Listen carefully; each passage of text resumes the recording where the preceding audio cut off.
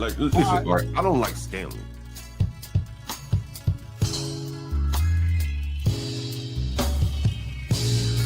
I think the only person I have been was Stanley. And Nate, Stanley doesn't state the obvious, like what's the up. He's used talking points. Yes, he does. Yes, he does. The nature of American culture, it's a white people problem. Okay. I literally said they need to understand let these people bother you like that. If they want to beef with you, it's called Stanley versus the world. And just assume their character by stereotype? I think people do that every day. Okay, I didn't ask you. What do I think is okay?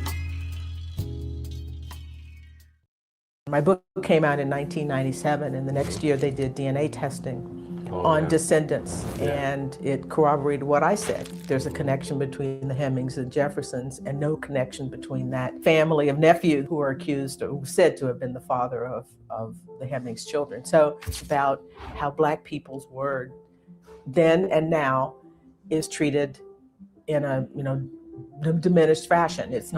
We're not credited if we're saying something that white people didn't want to hear. One of the most difficult things for people to understand is how it could be that a nation that saw itself as breaking away from tyranny and oppression could oppress other people. She argues turning to history's great leaders is the best way to understand what she calls the American dilemma. Anytime you have a diverse country with lots of different voices, with people having different understandings about the direction the country should take, you're going to have this kind of fighting. The 1790s.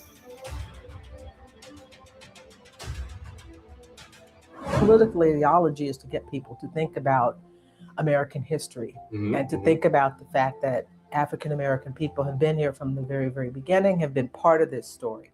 And there had been for many years an attempt to kind of write us out of that, or in sort of mainstream historiography, to write us out of it, or to put us in a particular box, in a place. You're there, but you're sort of like the flora and the fauna, like the deer and the other things. You're sort of wandering around. You're not really a part of it. They don't want another story in the mix for their children, because they want their children to believe the same things that they believe. There's like a catechism of white supremacy. There are things that you say in public that you know are not true. Annette Gordon-Reed, thank you so much for stopping by to take some time to talk with us here at Baldwin & Co. You doing all right? Oh, just fine. Thank you for inviting me. I had not heard of this place. It's wonderful. Good afternoon, everybody. Welcome to Stanley versus the World. Sorry I'm late. I had a doctor's appointment. Then I got involved with some fussing at a teenager. This is the great Annette Gordon-Reed, the girl of my dreams. She is an extremely famous historian and lawyer, by the way. She currently teaches law and history at Harvard. She wrote a great book that blew the doors open on Sally Hemings and Thomas Jefferson's relationship. She literally wrote a book called The Hemings of Monticello, and basically making the claim that Sally Hemings' children were the children of Thomas Jefferson.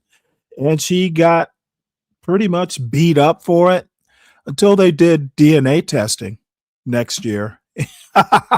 So, she went from goat to hero. And so now she is extremely famous. She also wrote a book a couple years ago about Juneteenth. She happened to have grown up in the Houston area, and they celebrated Juneteenth way before the federal holiday. So I haven't read the Juneteenth book, but I hear it's pretty good. I'll get around to it. It's short. So when I saw that, she was being interviewed on Baldwin or for Baldwin and Company. It's a bookstore down in New Orleans. And they have a YouTube page, and they do these sorts of interviews with Black scholars. I jumped on the chance. So I'm excited. Haven't watched it yet. Hopefully you won't be too bored, but hey, I'm interested. Wonderful, right? It's like a little personal Black heaven, Uh-huh. you know? Uh-huh. Yes, yes. Almost make me want to live in New Orleans. Listen, I practically live here. I mean, here so much. Mhm. But we're so glad to have you. Have you had, what's the best thing you had to eat so far? The best thing I had to eat was a nice fried oyster salad. It was a salad with fried oysters on top. So that was really nice. I always try to get oysters when I come here. That sounds amazing, actually. I didn't even know oyster salad existed. You really just put something on my mind. And we were talking earlier about you winning the Pulitzer, right? And just describing what that feels like. And I want to ask you, kind of outside of that and within that context, what does success mean for you? Well, success means for me, I guess that I have kind of fulfilled my mother's and my father's dreams for me. I mean, I think a lot of my life has been doing the things that I sort of expected or knew that they wanted me to do. Yeah. And so it's been nice to be able to accomplish that. Unfortunately, my mother died before I, published my first book, but she and all of the hard work she put into me really contributed to that, and my father as well. So it means a fulfillment. I've sort of come full circle on something that a journey that I've been on since I was a kid. So that's what it really means to me. Yeah, we were talking a little bit at dinner last night about like the idea of like be better than that kind of used to like permeate Black families and whatnot. When you just said that, everything, something I've said on social media is my mom would tell me to change the world like every day, right? So much so that I started believing I could. And simultaneously, my biological father not being there was a driving force in me wanting to like, make him sorry he didn't, take part in me, right? It's so excellent for he'd be like, wow, which he's pretty all right now. We talk every day. I don't want to paint that kind of picture, but those are just some driving forces. Oh, yeah, absolutely. My father lived long enough to see me write books and so forth, not the bigger success, but he saw me do these things. And so that was always gratifying to me that he got to see that. Absolutely. Just a quick note, though. Probably the worst thing you can do for your children is tell them they can change the world. Put a little bit more doubt in their minds. Be all you can be yourself. Have,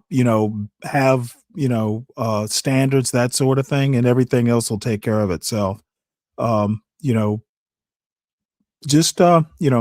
Keep the kids' perspective, level. Can you share a personal story or example that illustrates the resilience cultivated and passed down through the generations of your family? Well, I think it's my parents' attempt to, and actually a successful attempt at buying a house, buying a home. We started out, she was a teacher, and my father had a small business, a store, and he also ran a funeral home for a time. And they saved their money and they bought a house. And that's always been a thing in the Black community, because the part of the inequality of wealth between Blacks and whites is the not, having a home, purchasing a home. And so most white people have their wealth in a home, and we don't have that. And so it's part of a generational thing that, and I think that working and saving for that and striving to keep it and paying off the mortgage is an example of resilience that meant a lot to our family. We've sold our family home, but that's what you do. After everybody's gone and the kids are gone and the parents are no longer living, that's what you do. Do you feel like a sense of loss when that happens? Oh yeah. About like we lost our family home that I grew up in, right? For various reasons, right? And I think about when I go home often that this is not my home, right? When I go in the home that my mom lives in now. And so, did you feel that? Oh yeah, we felt a loss in doing it, and we postponed doing it. We probably should have done it earlier than we did, and probably got a better price, but there was nobody there. The character of the neighborhood had changed drastically. It was not any place it was not like what it was when I went home. So it wouldn't even be like going home in a way. But we still felt that twinge of, well, this is the end of something. There's no reason for me to go back to my hometown now. My mother and father had friends who were still alive. And so I've gone back for that, and I had a school named for me, so I went back for that. But other than it, there's no real reason for me to be there. So that's a twinge that you feel. It's a place that helped form you, and now you're not in that world anymore. And it makes me think a little bit about the amazing work that you've done. With Ron Juneteenth. What is the name of the Hemmings? The Hemmings is a Monticello, an American family. Monticello. And you had, I think, 2 other books on, like, either Thomas Jefferson. I had another book about Thomas Jefferson, and I did, I helped Vernon Jordan, the civil rights leader and presidential confidant, write his memoirs, which is a completely different kind of book to do. But that's what kind of fascinated you about Sally and Thomas Jefferson? Well, what fascinated me was the fact that their son gave an interview in 1873 talking to a newspaper about being the child of Thomas Jefferson and Sally Hemings, and historians basically denied that and said he was making it up. And the African American man, the other enslaved man who gave an interview and corroborated what he said, they said, oh, this is just a fantasy. They're trying to make themselves look good and, like being the son of Jefferson or whatever. And I could see how historians were treating what they said as a fantasy. But when Jefferson's legal white family gave an alternative story saying, well, the reason her kids look just like Jefferson is they're the kids of his nephew. And there was no support for that, nothing to corroborate that. And so my first book was looking at how historians looked at evidence and how they put a thumb on the scale for the white family and then just dismissed what they said. So I set out to show there was a lot to what he was saying. There was a lot to support what he was saying, and there was nothing to support the story about the nephews. And my book came out in 1997, and the next year they did DNA testing on descendants, and it corroborated what I said. There's a connection between the Hemings and Jeffersons, and no connection between that family of the nephews who were accused or said to have been the father of the Hemings' children. So it's really not. I didn't see it just about that story of Tom and Sally. It's about how Black people's word then and now is treated in a, diminished fashion. We're not credited if you're saying something that white people didn't want to hear. And so that's what my first book was about. And so the next book, The Hemings, is about. Next book about this family was about the whole family, not just Tom and Sally. It was about her and her mother and brothers and so forth. I think about, so I was having a conversation with, a little bit of everyone, because I was thinking about changing my dissertation topic to like what archives do to like African American history. Because who gets to hold those things often aren't the actual people that they're about. And so I would imagine, so for instance, I was thinking about Morrison's papers are at Princeton and so on and so forth, and what that does in terms of creating like a narrative around our folks. Did you experience like those thoughts as you were like, digging through archives and talking to folks while you were doing that work? Oh, yeah. It's tough when you're writing about enslaved people to have to use some of the material that enslavers created. So you always have to read these things in a way that with an eye towards who these people are who's saying this, and to be skeptical when warranted, and to do extra work to bear out what they're saying, because they're enslaving these people. They obviously don't have a sense of respect for them and care about them. So there's always, I was happy that Jefferson kept a lot of records and his family kept a lot of records, but it was good to have the oral history from the Hemings family. Madison Hemings is the recollection that I mentioned. That's not really oral history. This is a person telling his family. He's a part of it.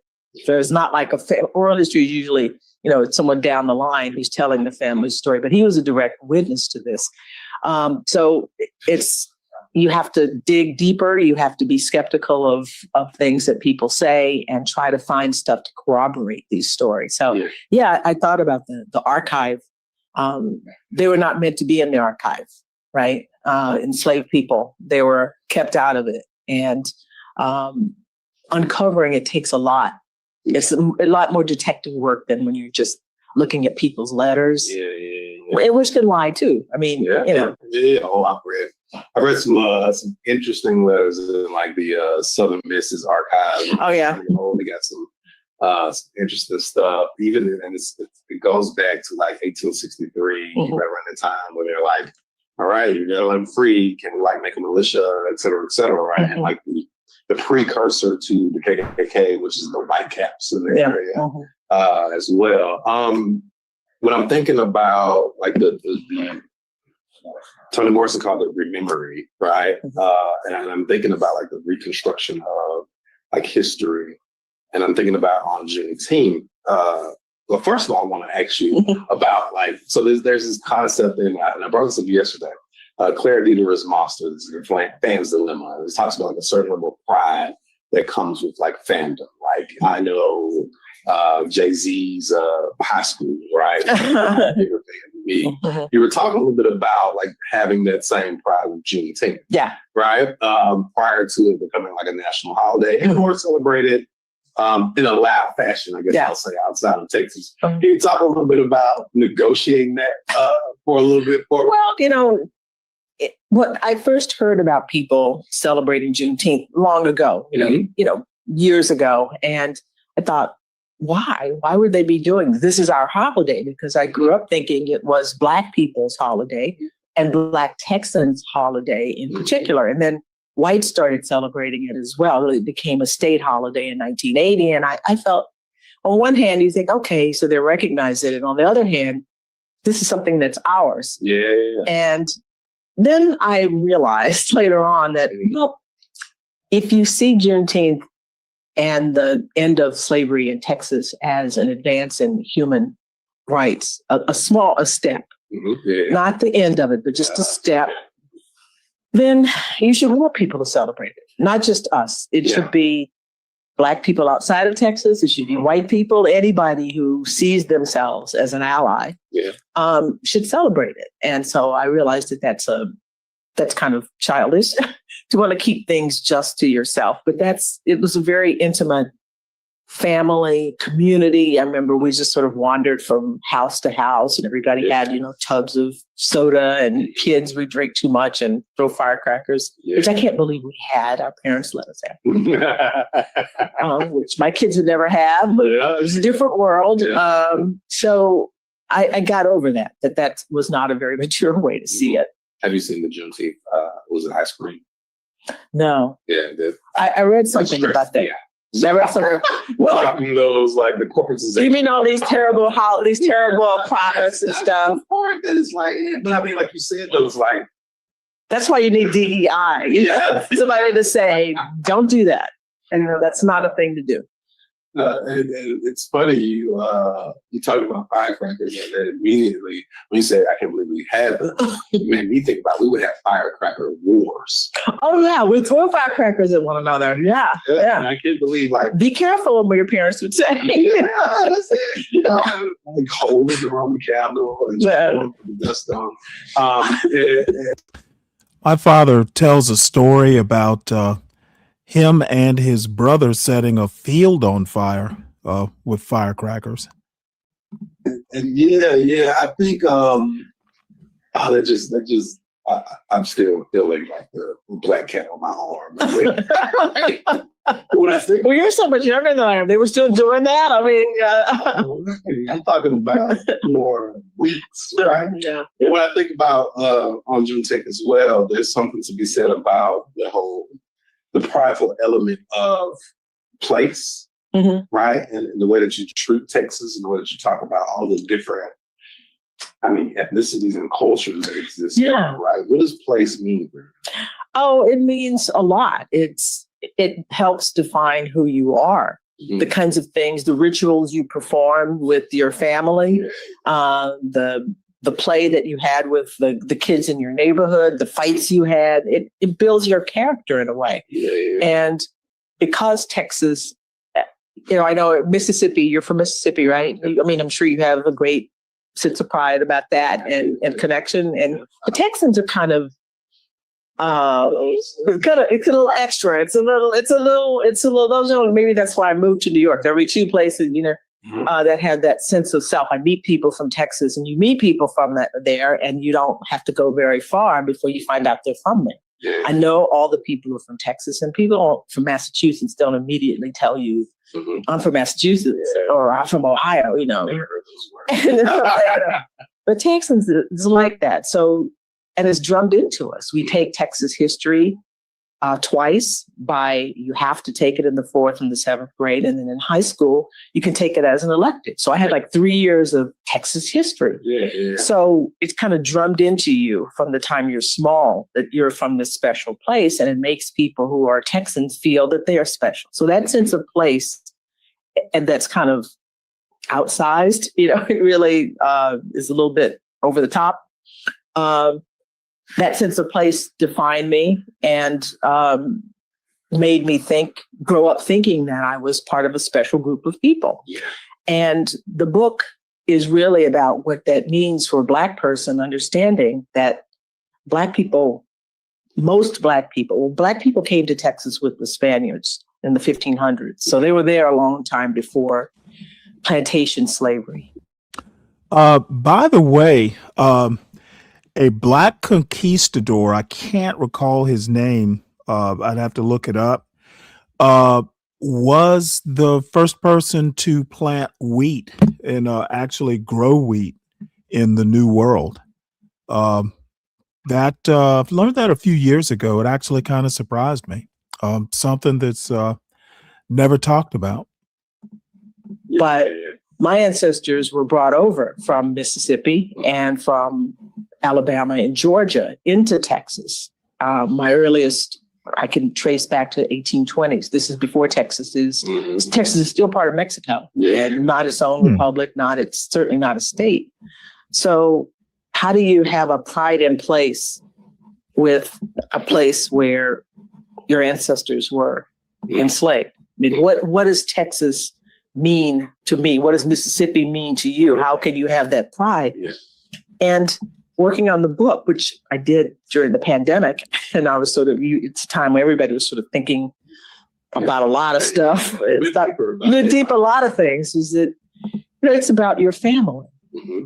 It's about the things that you share with people growing up, where you first learn that there are people who love you and the people you love, and the rituals and the things that you did. It's not about all those people who hate you. Yeah. I mean, they don't own it just because they happen to be there. So that's really what it's about, trying to figure out how do I reconcile those two things, the slavery and Jim Crow and the bad things with all the good things that I associate with family and love and struggle and thinking about the future. Yeah, I think when you were just talking, I was thinking about when you're like, I'm sure you got like a sense of pride being from Mississippi. And I think it's interesting because you said you took these other classes that you're kind of taught about Texas history. We had like Mississippi studies or something like that, but I was like, oh my God, book's old, Mississippi's old. I don't want anything to do with it. And a lot of what I learned about pride and being from Mississippi, and specifically Natchez, came when I went to college.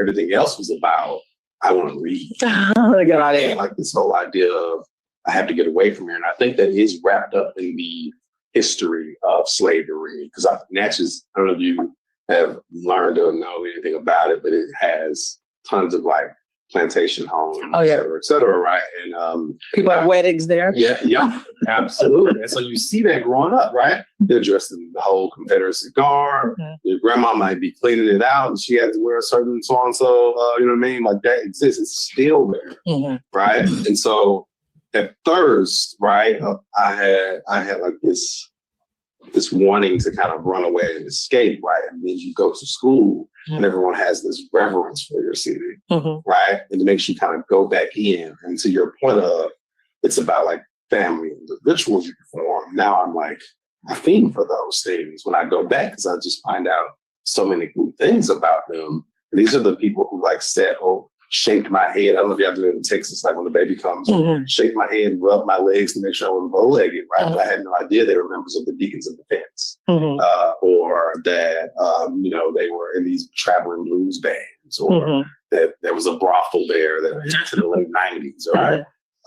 And so there's just a lot of cool stuff in terms of place. So places like, it means everything. And I think the work that like people do with nonfiction is very powerful in terms of place, because place is almost like, it's a setting, but it's also a character, right? In the way that it shapes the work. And then thinking about that, what weight does work like the work that you do have on shaping like political ideologies and or healing or furthering divides between folks?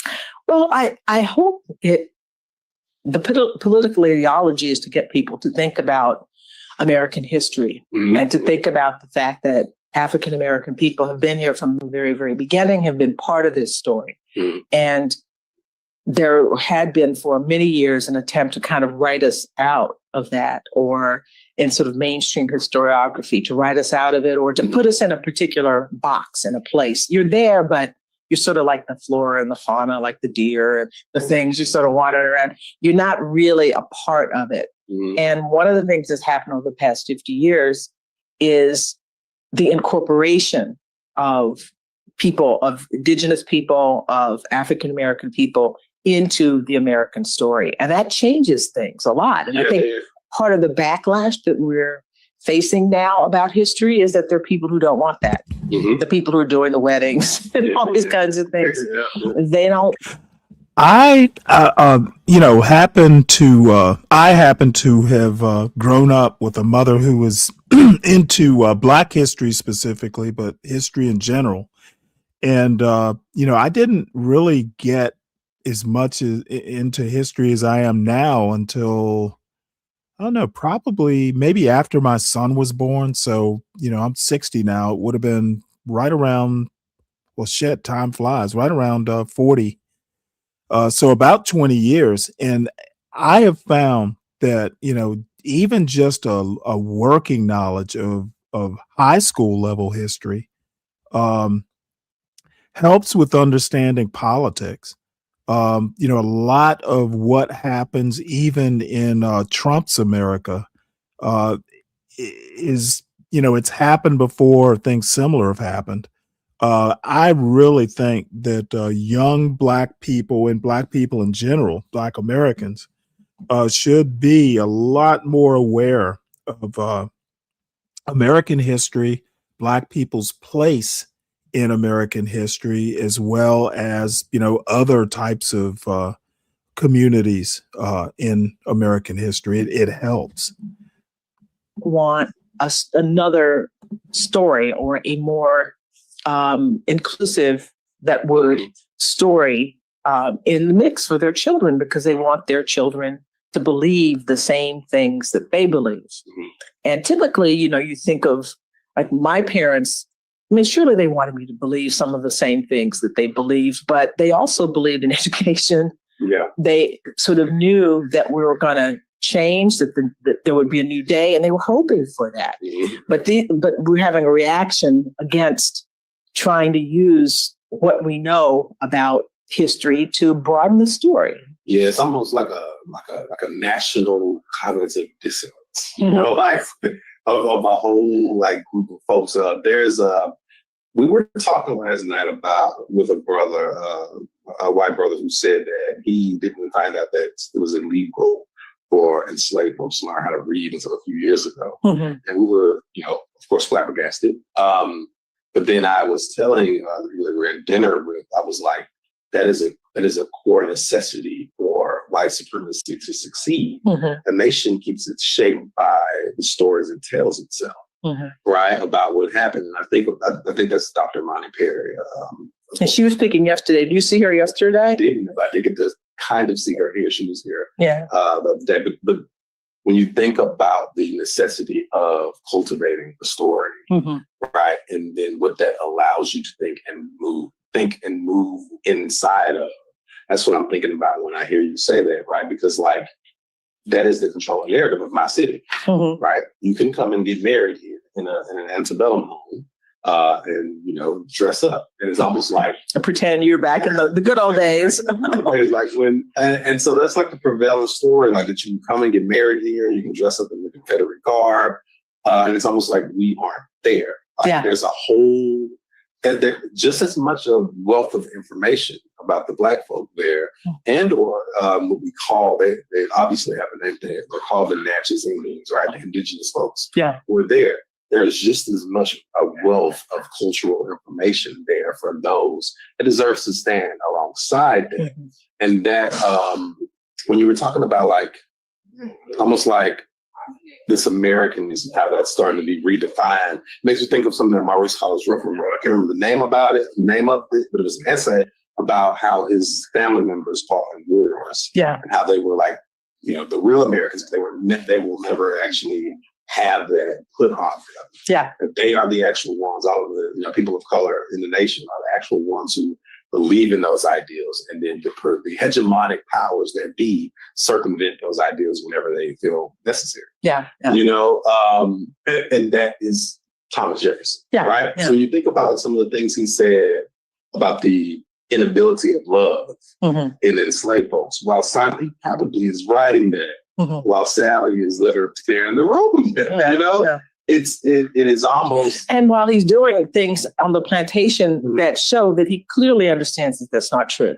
Every single thing he says in the notes, you can point to something that he's doing at Monticello that, he says, I can't imagine a Black person, the only plain narration, uttering a thought above plain narration, basically telling stories you can't analyze. Yet he had Black people, he asked Black people or made Black people do things at Monticello that required reason. He made, George Granger is a Black man who was the overseer at Monticello. You can't be an overseer at Monticello without being able to reason. So there's like a catechism of white supremacy. There are things that you say in public that are not true. Your daily life tells you are not true. So it's a lot of it is about lying and lying to yourself. And I have no question that you believe that whites were superior to Blacks. That's a common, people believe that today. So that's not, you can't act like that's some, out of the box notion. But he certainly knew Black people were intelligent, and he knew Black people could, reason because he had them do it, and he wrote about them doing it. So there's a lot that's going on here that you have to. Yeah, Thomas Jefferson had a nail factory, just a little outfit right on Monticello, and he had one of his older slaves actually running the nail factory, and it was actually a business. They sold nails. Work to maintain this stuff. So I guess a good question would be, what is the weight of like humanness on history? Because like he's constructing history. Right? He's like, there's a guy. It's a book called The Barber of Natchez, right? And he was previously enslaved, and he becomes a barber, and he then owns enslaved folks. And there's this one part of his historical, or the historian society, I guess I would say at large, who believes that he is recording this stuff almost like you record transactions in a checkbook. But I don't think that's what Thomas Jefferson is kind of doing in the recording of like his day-to-day, right? What is the weight of humanness, or maybe, what is the weight of humanness on history, and does it stand in direct opposition to the construction of American history? Well, the weight of humanness in history is that you can't get away from it. It's actually there. It requires people to deny things, to lie to themselves. I remember reading some correspondence with a man in Virginia who had moved from one part of southern Virginia to northern Virginia, and he took a small boy with him, an 8-year-old with him, and an enslaved boy. And he's writing to his brother, and he says, "This kid keeps crying every night, and I wonder, does he miss his mother?" Yeah. And then he says, No, he doesn't. I mean, so you can see him in the letter. The only reason he raised the question because he knew the answer to that.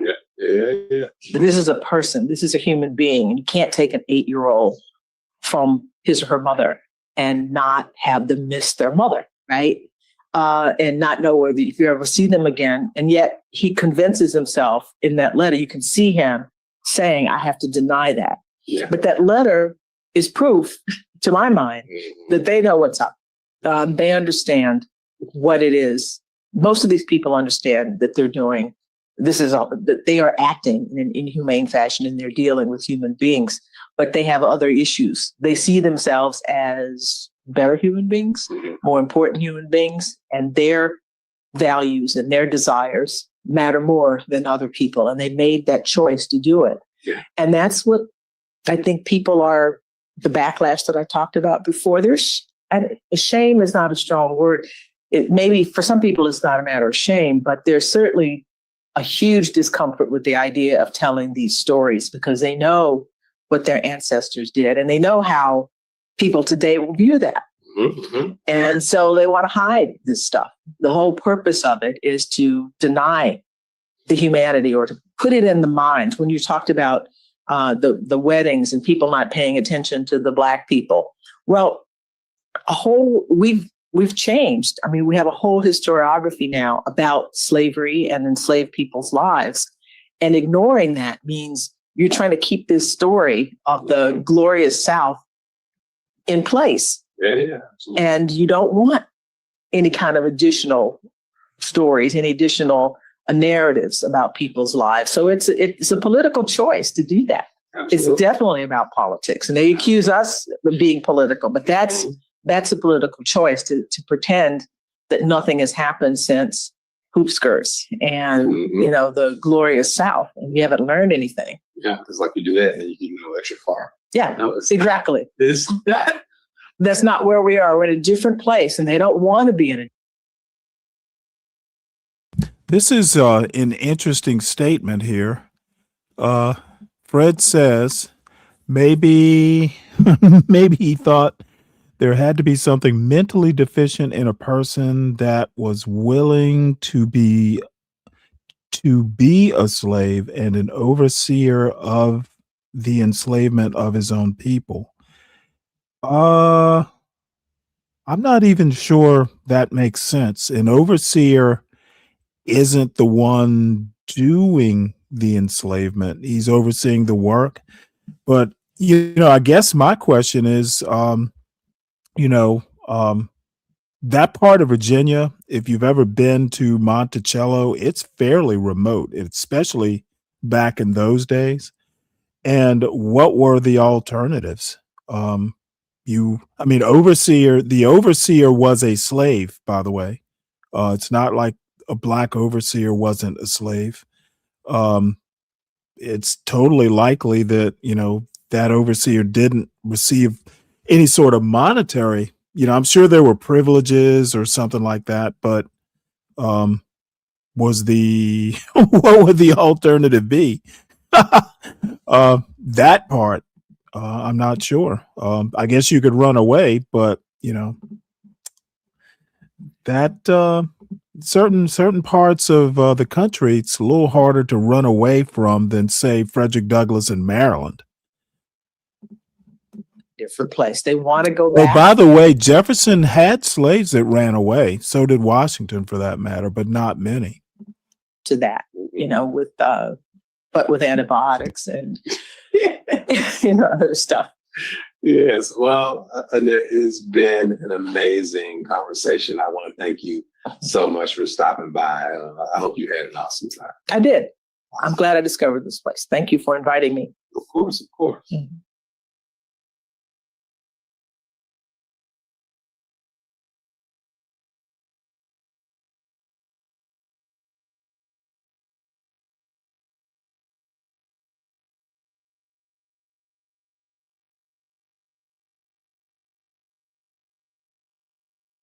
You have to understand.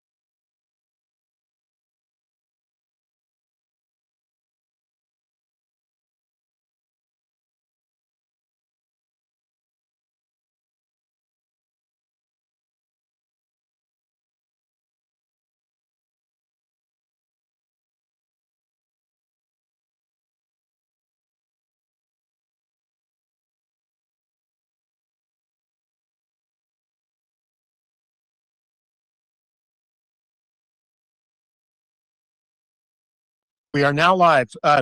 Paul Krugman, Nobel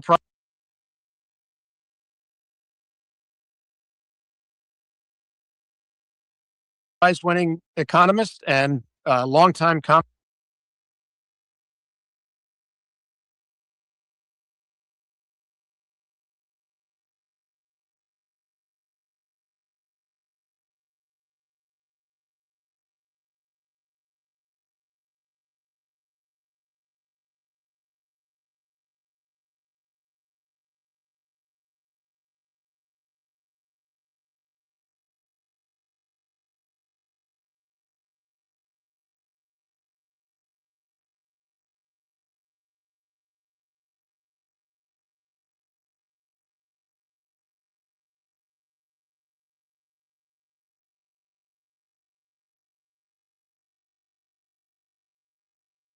commentator in the New York Times and now on Substack. Thanks for joining me. Well, thanks for having me on. Let me first. Oh, I'm sorry. You know what? I was the muted. 1 year into your Substack life, which has been. I'm sorry. I keep forgetting to hit this unmute button on this microphone. I'm saying that everybody, please make sure you subscribe to the show. Make sure that you hit the like button, support the host, support the show. Most of this show is going to be things are not as A plus plus plus plus plus as Trump would like us to believe. This is Paul Krugman talking about Trump's economy and what he calls zombie policies. Later on, Susie Wiles did a two-part interview with Vanity Fair, and looks like she was a little too honest, and that has caused some ripples. Tremendously successful. Are you enjoying it? Yeah, I mean, I wasn't really planning to work as hard as I've ended up, as my wife and I have ended up working. I mean, this was supposed to be, keeping my hand in a little bit, and it's turned into a very full-time job. But that's because the response has been so great, and so yeah, it's and God knows there's no shortage of material. Would So you have done it if Trump had not been elected? yeah, I probably would have done it, but it might have been much lower key. I mean, Mhm. uh, I did, I did a lot of blogging um, uh, back, during the aftermath of the global financial Mhm. crisis and all of that. So there's stuff, and I have, but it probably wouldn't be so intense. Right. And I would actually love for this era of history to be over so I could talk more about, interesting things as opposed to, imminent threat of autocracy. Right. Um, I have to start with a confession. When you started writing your column for the New York Times, I have always thought of myself as kind of a moderate person, centrist person, and I used Yeah. to think that you were pretty far out there. But as the years have gone on, it has seemed to me more and more evident that on most things you've been more right than most other people. And I wonder. Sometimes I think about the kind of intellectual collapse of the Republican Party as a reason for why people on the left look more normal and reasonable than what some people once might have thought. But have you had many people have that reaction to you? Yeah, I mean, important to, I think, for people to understand that I am not what we would once have called a leftist, right? Mhm. I mean, I like markets. I don't have a moral objection to capitalism. I'm willing to compromise. I would go. Um, I would prefer a single payer healthcare system, but if Obamacare is what we can get, then I'll go for it. So a lot of it really what people really mean by this is how upset, how worried were you about the direction that the Republican Party was taking? And it was obvious to me, even in 2000, Mhm. that we were seeing a movement into a very dark place, and that has turned out to be right. And so we a lot of people who are now look. I mean, um, a lot of people, the neocons, people who were very instrumental in the war in Iraq, really stuck out my neck in opposing that. But they've also turned out to be for, they at least they believed in this stuff, and they've become very, very serious anti-Trumpers. So it's really more a question not of what your ideal society looks like. We can talk about that later. First, let's save democracy. Right. Well, let me start with your assessment of the economy. It seems to me clearly somewhat worse than it was a year ago, but how much worse? Yeah, and it is. To use the technical term, it's kind of weird. I mean, this is history. You wish that history would just do one thing at a time. And instead, what we've gotten is, on the one hand, a total radical change in U.S.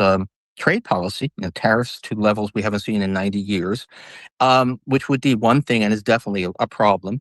And the other hand, we have this monstrous boom in artificial intelligence and its spending on data centers, which is kind of pulling one thing pulling the economy up, one thing pulling it down, and the combination of those things has led to an economy which, if you look at the top line numbers, doesn't look that bad. Inflation is a little bit elevated, unemployment is a little bit elevated, but nothing that would have you saying, "Oh, crisis." But then, if you start to look underneath, it it feels pretty bad. It's these frozen labor markets. No mass layoffs, at least not in the data yet, but very little hiring. And so, if you got your job, you're probably okay. But if you don't, for whatever reason, you're young or you got laid off for some reason, it's really, really hard to find a new job. So that's probably the thing that is worst. And then prices are, inflation was on a steady sort of downward trend, and now it's picked up again, and that's all tariffs. So this is, and there's a lot of feeling, that we're waiting for another shoe to drop. I mean, if you're, uh, those of us who remember the 90s, I've got a really bad feeling about this whole AI thing. The a couple of months ago, Mark Zandi, the Moody's economist, told me that we were standing on the edge of recession. Was that true a couple of months ago? Is it true now? Um, that's a really hard. Maybe. I mean, we would be in recession. I think we can fairly confidently say that we would be in recession if it wasn't for the AI boom. If we weren't building all these data centers, the U.S. economy would be in recession right now. It wouldn't necessarily be a severe recession, but it would be a recession. So we're kind of on the edge. But this enormous. I mean, we really are talking about.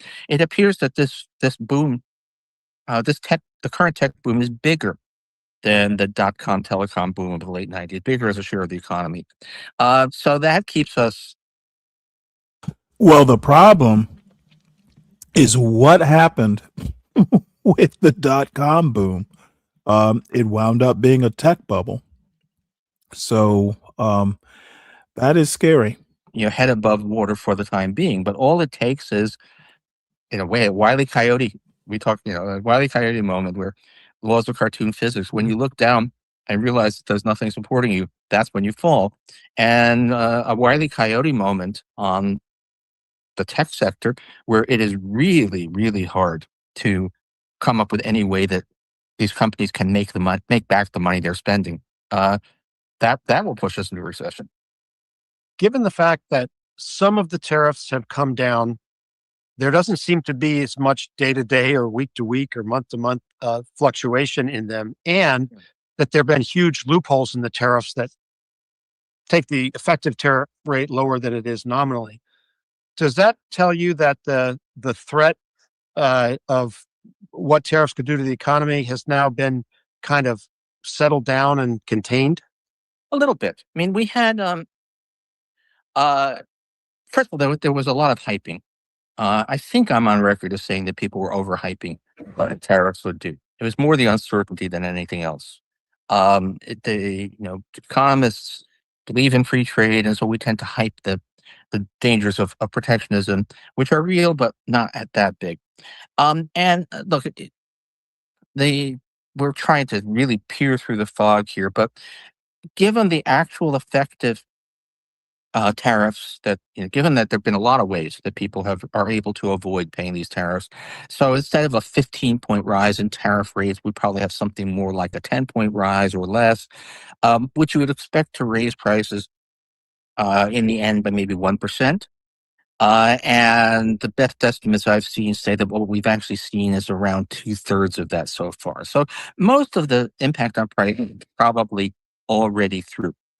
And so if tariffs stabilize at current levels, then, we will be a little bit poorer as a result, and life. Well, I wish I were there to ask him this question. Companies pretty much knew the tariffs were coming, so they stockpiled. They basically, press the accelerator on getting product into warehouses or other storage type places. What happens when those stockpiles are sold? I'm thinking at some point, we're going to have more than a 1% price increase. I don't know how we can't. It will be a little bit worse, but it won't be catastrophic. We had high tariffs in the 1920s and also a booming economy. So that you don't want to overstate what that does.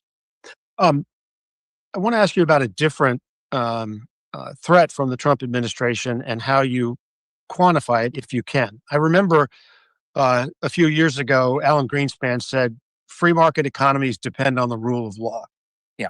Trump has been taking a sledgehammer to the rule of law.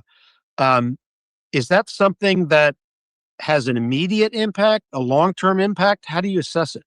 Oh, definitely. It's termites, not a hurricane, right? It slowly undermines our economic prospects. People are not,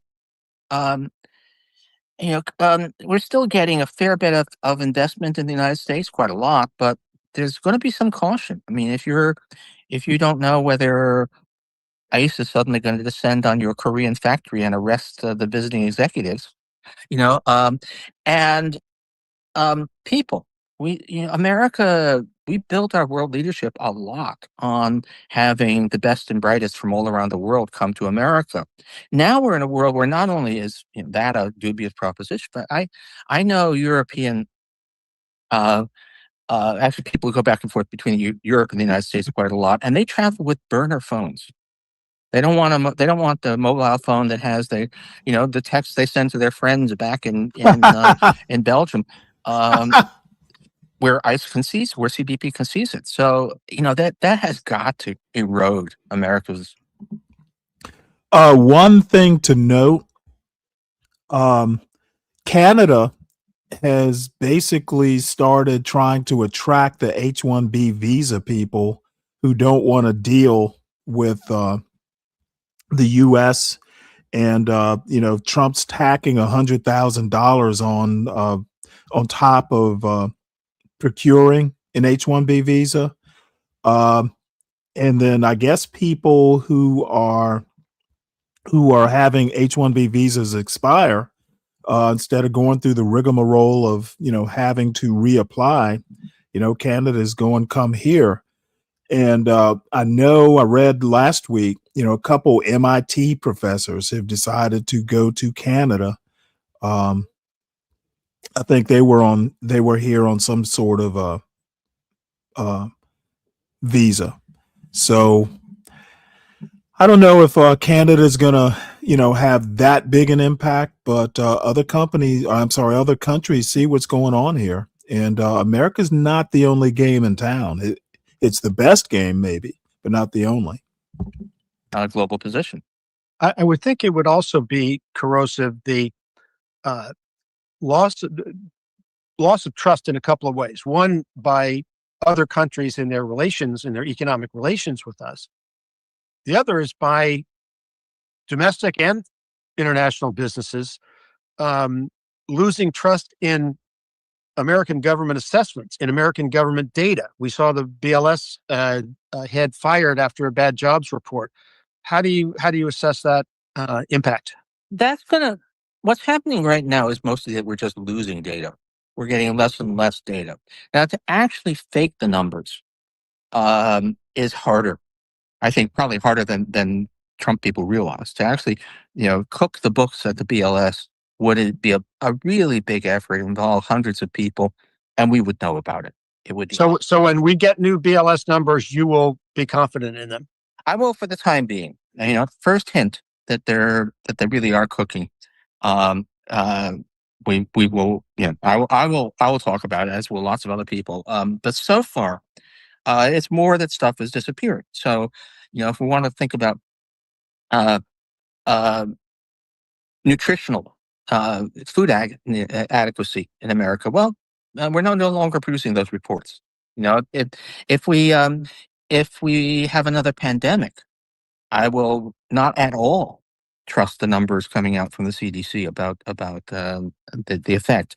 So it's so far, it takes a while. It takes much more, especially just because the U.S. statistical agencies are so good.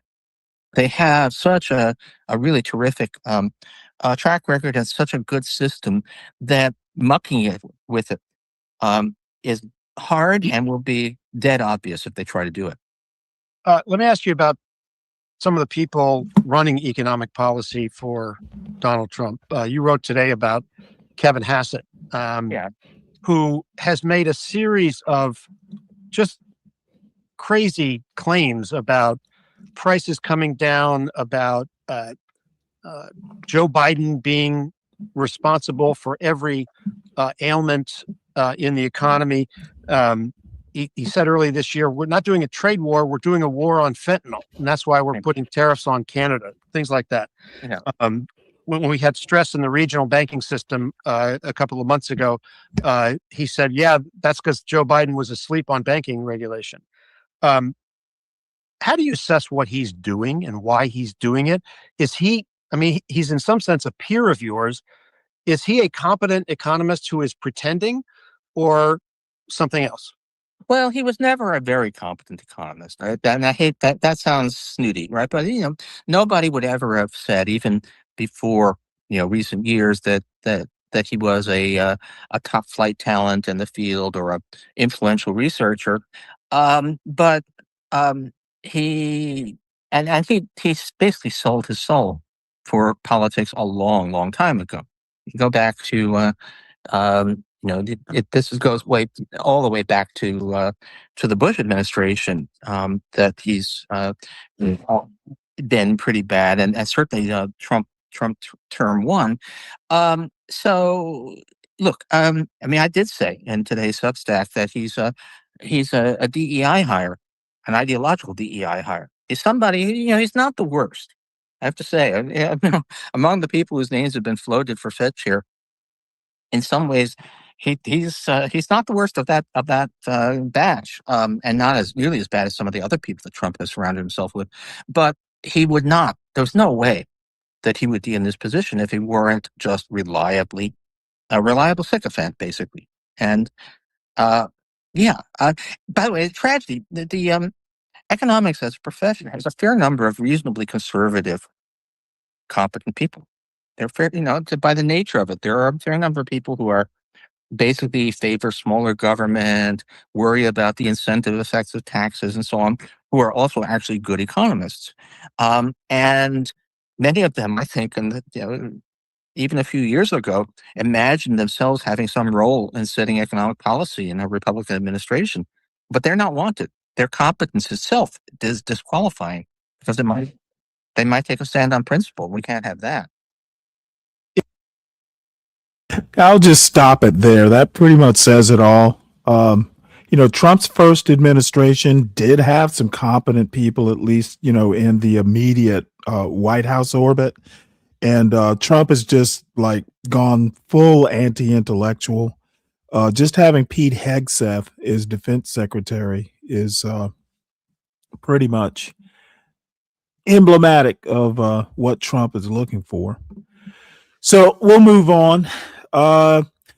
So while the economy is, soft and, there's just all kinds of turmoil in the MAGAverse, Trump has decided to sue the BBC for $5 billion, claims defamation from Panorama documentary. Good luck with that. On Monday, President Donald Trump announced he planned to file suit against the British Broadcasting Corporation within days, saying they had me saying things I never said. The dispute stems from a Panorama episode, Panorama's news program, I guess, that spliced parts of Trump's January 6, 2021 speech at the Ellipse in Washington, D.C., to a 12-second clip omitting peaceful calls and premiered on October 28, 2024. The BBC apologized and said its edit gave the mistaken impression of a direct call for violent action, agreed never to re-air the segment, and leaked report prompted resignations of Tim Davey, Director General, and Deborah Turnus, head of news. Trump's legal team has threatened to sue for between $1 billion and $5 billion, with UK statute of limitations time barred, making U.S. courts the likely venue amid jurisdictional hurdles. Media law experts caution that U.S. defamation claims face steep hurdles, with Mark Stevens, CBE, saying a libel trial would scrutinize Trump's January 6th conduct and BBC internal reviews. You know what? I'm guessing what Trump wants is them to settle, and just give him money. Because, the whole process would be fairly expensive. So it's just Trump trying to milk some money out of the BBC. So looks like that the Affordable Care Act tax credits will expire. Looks like today Mike Johnson, Speaker of the House, has blocked a vote. So not going to happen. And the problem is that there are a lot of Republican congressmen who are going to be up for election in 2026. And this is not going to help them much. This says right here,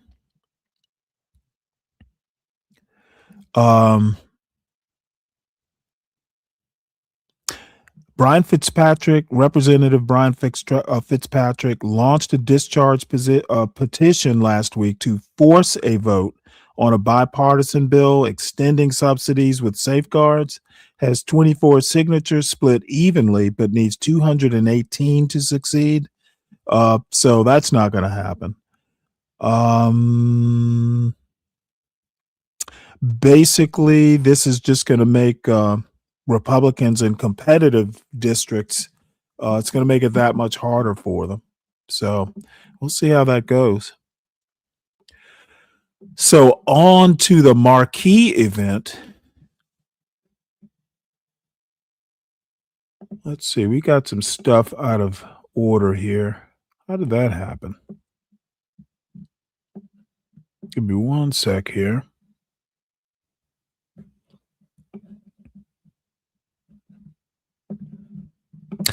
I want to bring this up. The Coast Guard has taken the third option. A few weeks ago, they basically said that swastikas and nooses as symbols are not hate symbols. Then they backtracked and said, oh, wait, yes, they are. And now they've taken a third option, which says that swastikas and nooses are just potentially divisive, not necessarily hate symbols. So we'll see how that works out. So if somebody draws a swastika on your locker or something like that, it's just potentially divisive.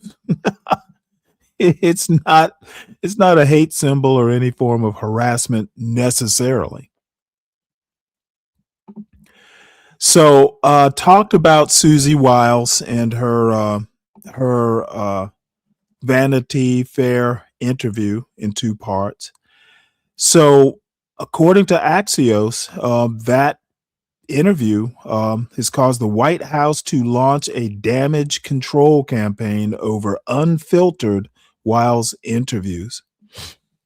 So the White House rushed to defend Chief of Staff Susie Wiles on Tuesday after her blunt private views on President Trump's first year were revealed in a series of stunning on-the-record interviews. Wiles is the most powerful aide in the White House, credited with running a more disciplined, loyal, and effective operation than Trump's first term, which was routinely undercut by leaks and internal feuds. What makes her candid commentary to Vanity Fair, that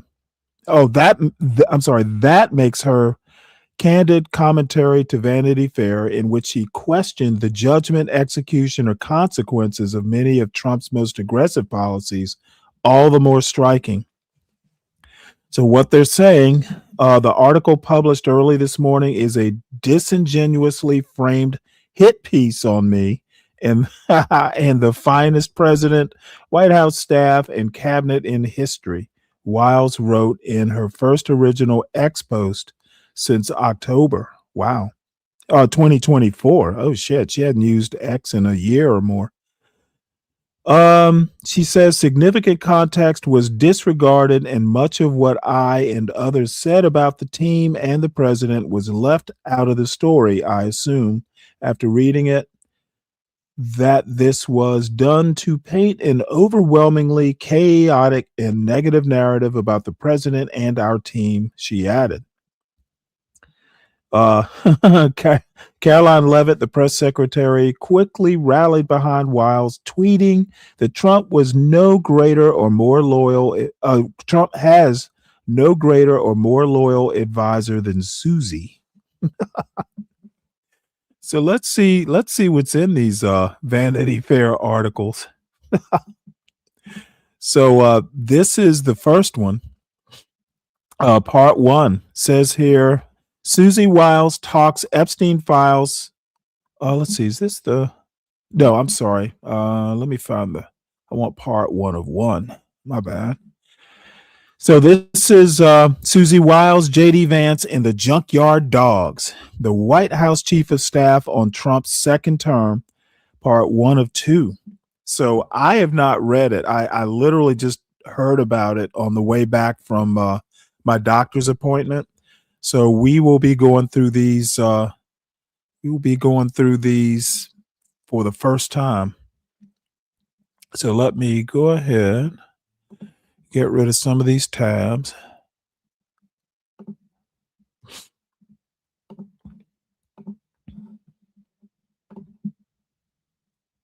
Bring it up as close as I can. Maybe I can magnify it a little bit. There we go.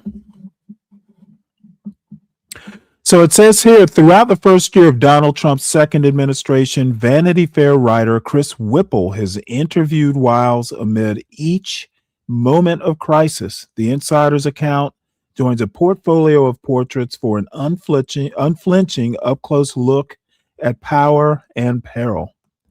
So, you know what? Let's listen to this. If it'll play. Uh-oh. Nope, doesn't want to play. So I'll just have to go through it and read it. Let's see. White House Chief of Staff Susie Wiles was meeting in the Oval Office with the president and his top advisors, men she calls her core team. Vice President J.D. Vance, Secretary of State Marco Rubio, and Stephen Miller, Deputy Chief of Staff. The agenda was twofold: ending the congressional filibuster and forcing Venezuelan President Nicolas Maduro from power. As she related it later, President Donald Trump was holding forth on the filibuster when Wiles stood up and started for the door. Trump eyed her. "Is this an emergency that you have to leave?" he demanded. It was nothing of the sort, but Wiles left Trump guessing. She replied, "It's an emergency. It doesn't involve you." With that, according to Wiles, she departed the Oval. What's up, MOT? You there? Oh, I can't hear you if you're talking.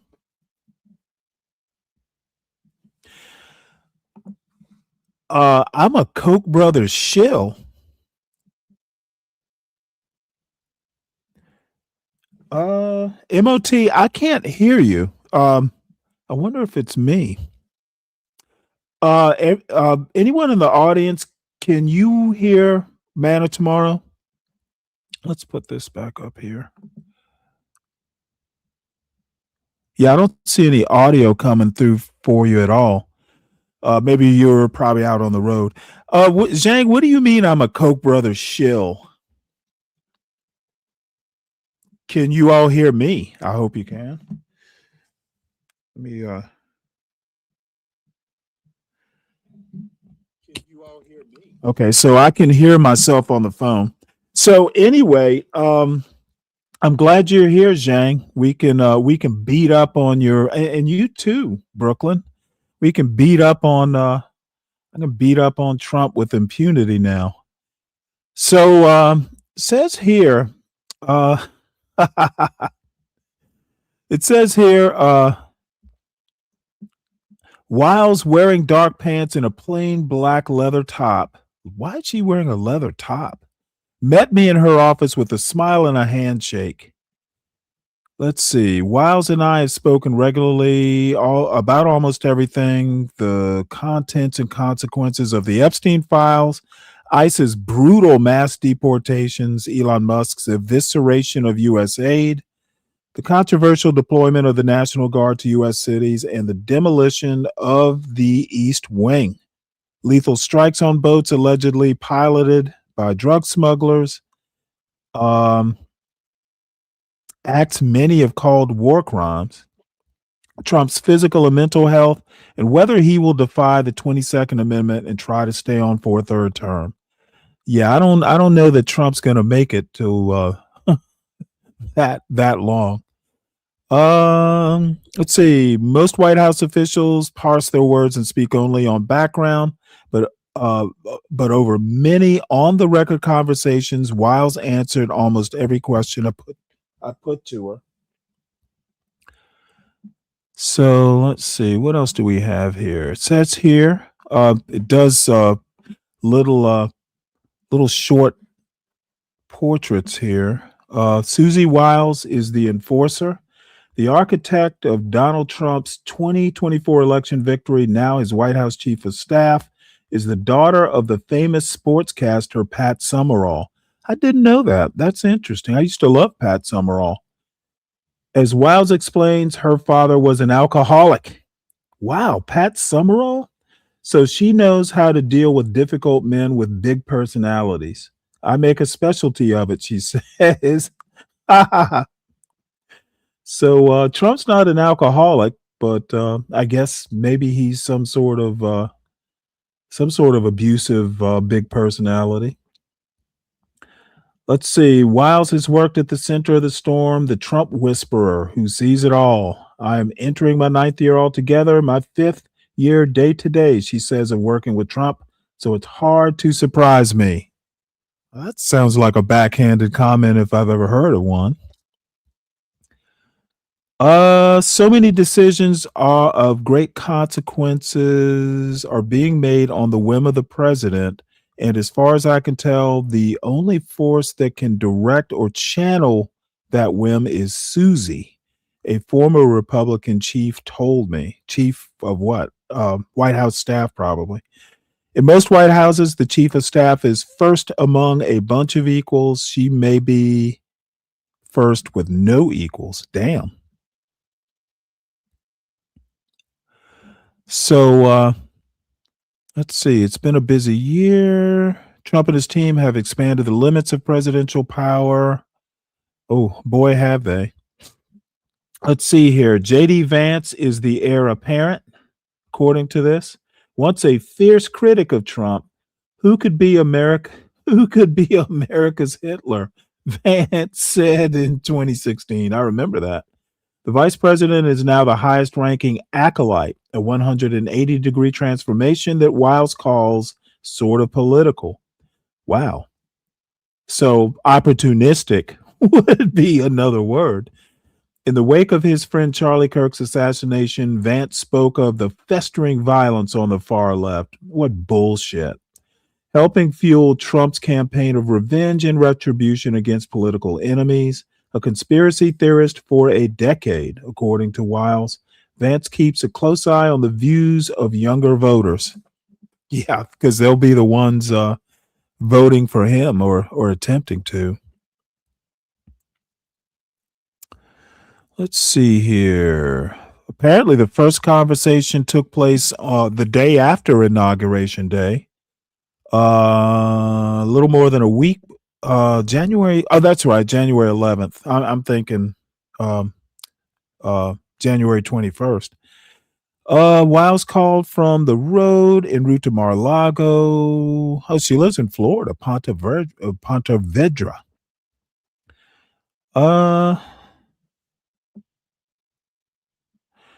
In Wiles's view, RFK Jr.'s shock treatment of HHS is warranted He pushes the envelope. Some would say too far, but I say in order to get back to the middle, you have to push it too far.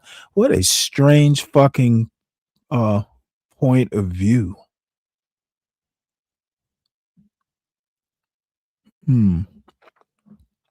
Stephen Miller.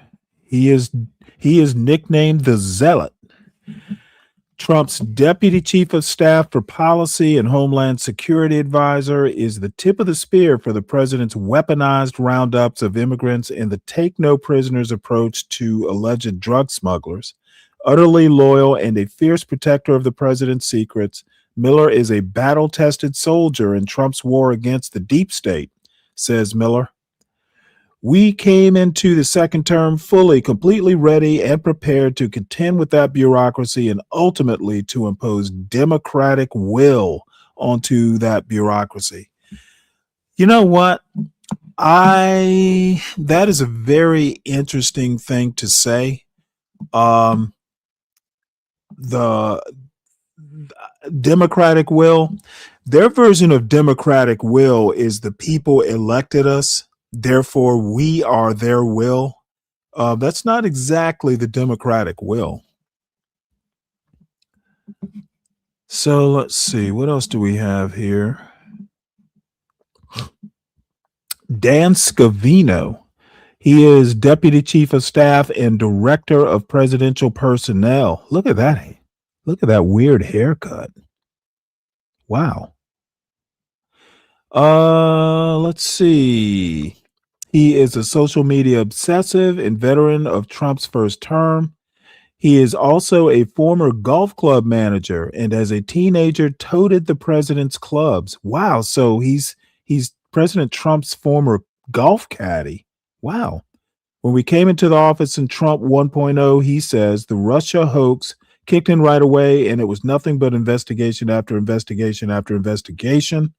This go around, we came in, we won. There's no investigations. We control the White House, the Senate and the White House. Oh, I'm sorry, the House, the Senate, and the White House. And the president can focus on his policies. Scavino says Trump is relentless. My toughest challenge is honestly keeping up with the president because he is literally nonstop. He's always go, go, go. Oh, nothing in there about thinking. Oh, let's see here.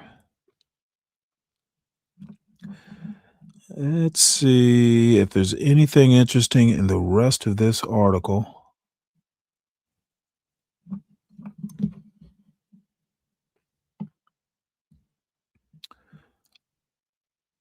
She does look like Pat Summerall in a way. Interesting. I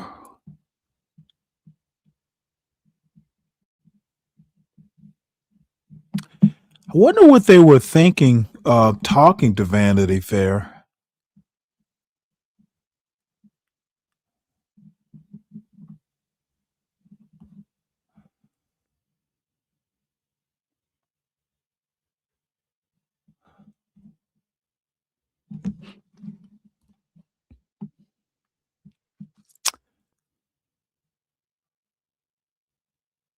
You know, I actually think of all the people that that are in the immediate White House orbit of Trump, I think the only one that's going to survive with any sort of reputation intact is going to be Marco Rubio. I've actually said I expect Marco Rubio. Now I'm probably wrong because I'm really, out on a limb here, but I think Marco Rubio is going to be the nominee in 2028. I don't think JD Vance is that popular. He's got a couple things, at least in MAGA world, that are kind of working against him. And unfortunately, one of them is his betrothed. So let's have a look at the second part. Let's see what's in there.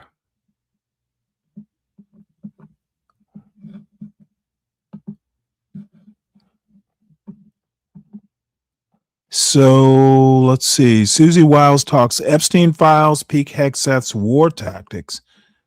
His war tactics, retribution, and more. Jesus Christ, his war tactics.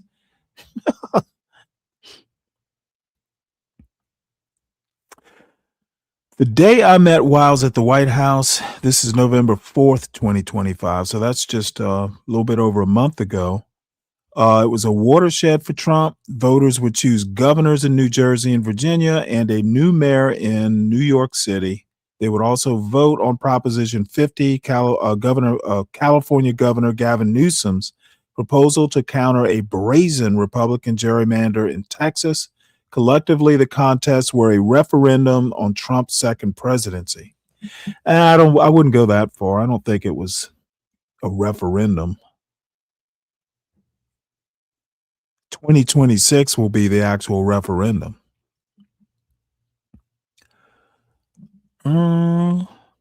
Caroline Leavitt, the mouthpiece.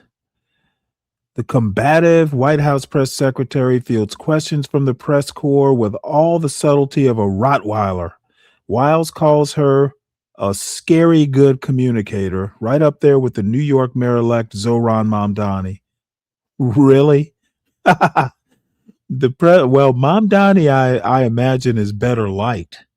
The president doesn't give a crap if you're a man or a woman, Leavitt says. Sure, that's sure. He just wants you to be good at your job. How she's faring in the onslaught of questions about the Epstein files after Trump's about face, it's pretty clear he wants us to be aggressively offensive when it comes to this issue. I'm sure she meant like a football team, not offensive as in, unpersonable. And somehow or another, they have managed to do both, though. Let's see here.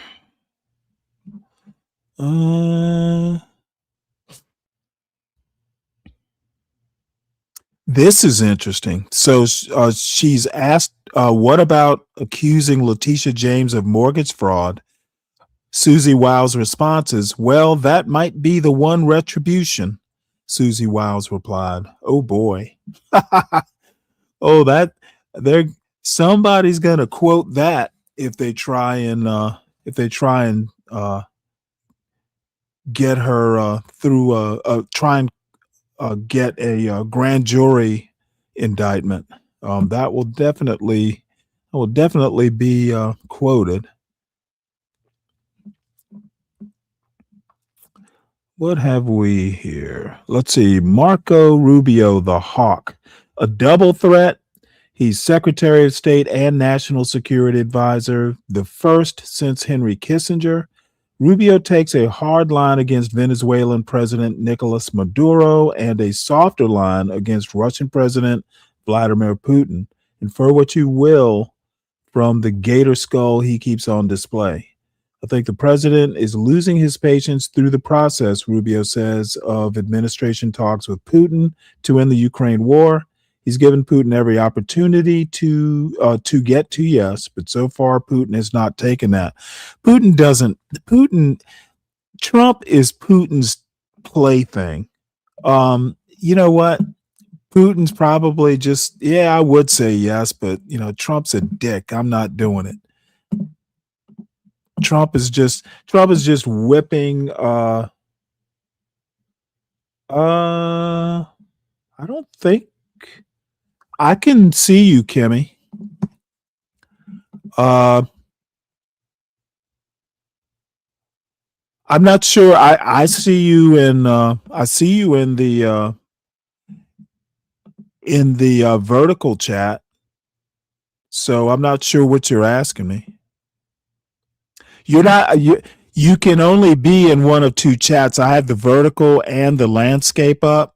If you're in one, you won't be seen in the other, and vice versa, even if you're a moderator. The only way you can be seen in both is to type something in the StreamYard chat. So hopefully that answers your question. I mean, if I type in one and not the other, same with me. The only way I can be seen in both chats is to do it through StreamYard. It just kind of distributes the one to in both places. So let's see. What else have we gotten here?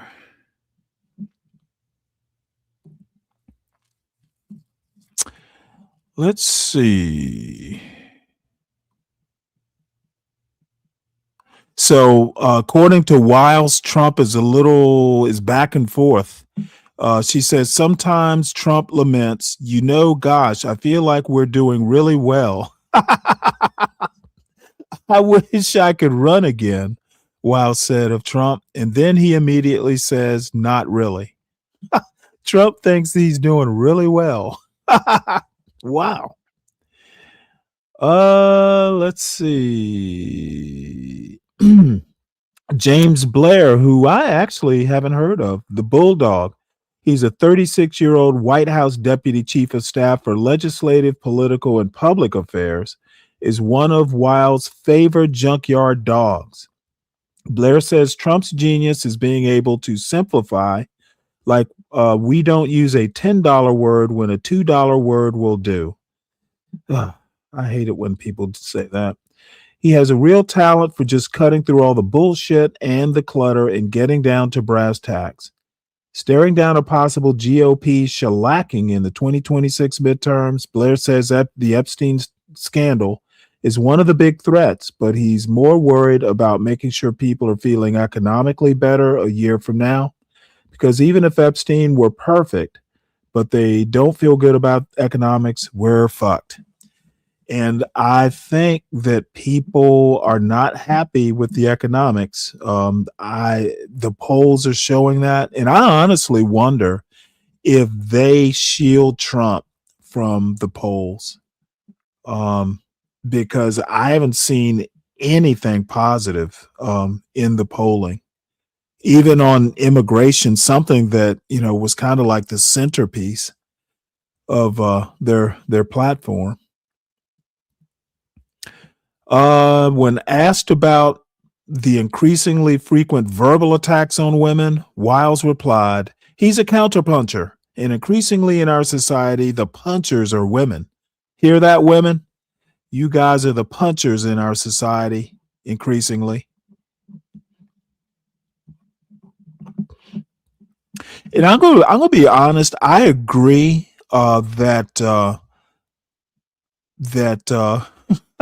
women are being thought to be the punchers. If you just listen to some of these panels, like I'm not going to even name the panels I'm talking about, but it's like all these shows. I don't know what is it with these 40 and 50-year-old men just like shitting on women. I can't understand it. I was listening to something earlier today. I had to play it, but I'm not going to do it. I'm just shocked that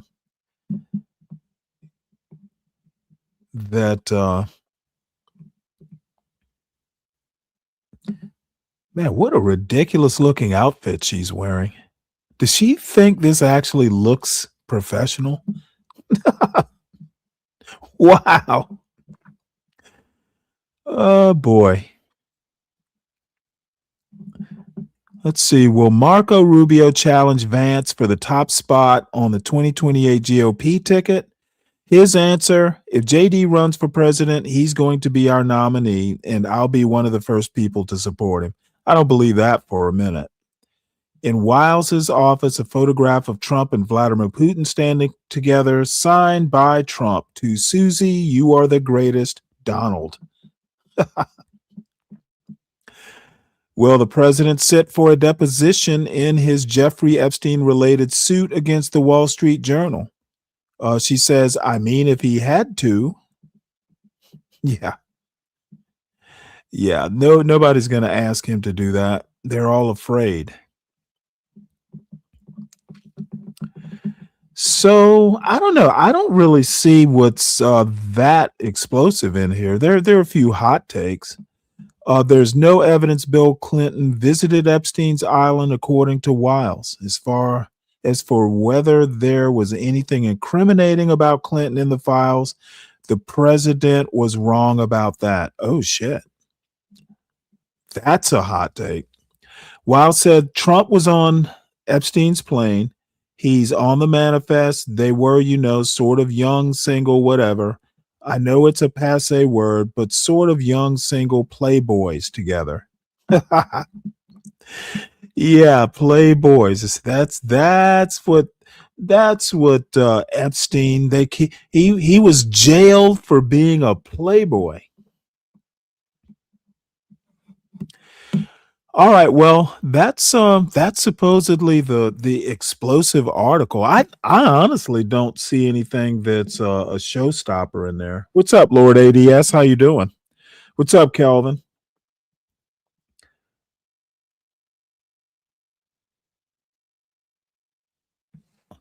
Yeah, I don't know what's up with that outfit, Kim. It doesn't look particularly professional to me. I don't know what it was. But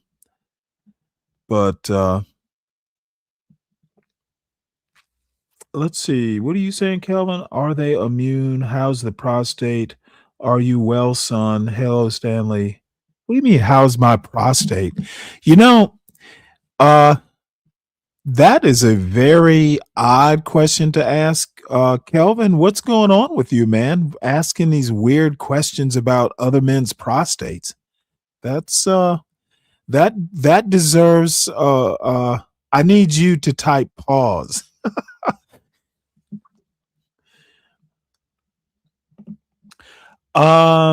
I don't understand what political gain Vanity Fair would get. I mean, I think there's some hot takes in there, but not like, anything that's earth shattering. I don't know what political gain you would get from that article. It's kind of tepid, to be honest. Well, you shouldn't be concerned for my health, sir. As a matter of fact, I had a doctor's appointment today, and like Trump, I'm in tip-top shape, and I passed all my mental health tests. So I'm in good shape, just like Donald Trump. Well, I have to tell you, Kim, I looked at it last night, and I actually did get some extra views. I don't know what vertical is. Supposedly, YouTube kind of pushes or promotes the vertical format, but it's almost like fishing. If you put two fishing lines out, it increases your chance of luring a fish. That's an odd analogy for a YouTube broadcast, but I did get some extra views. So you have the option of doing the landscape if you want. You can choose one over the other. Both of them are available. I don't control where you go, Kim. You control where you go. Go to my channel and go to the live. You'll see two options.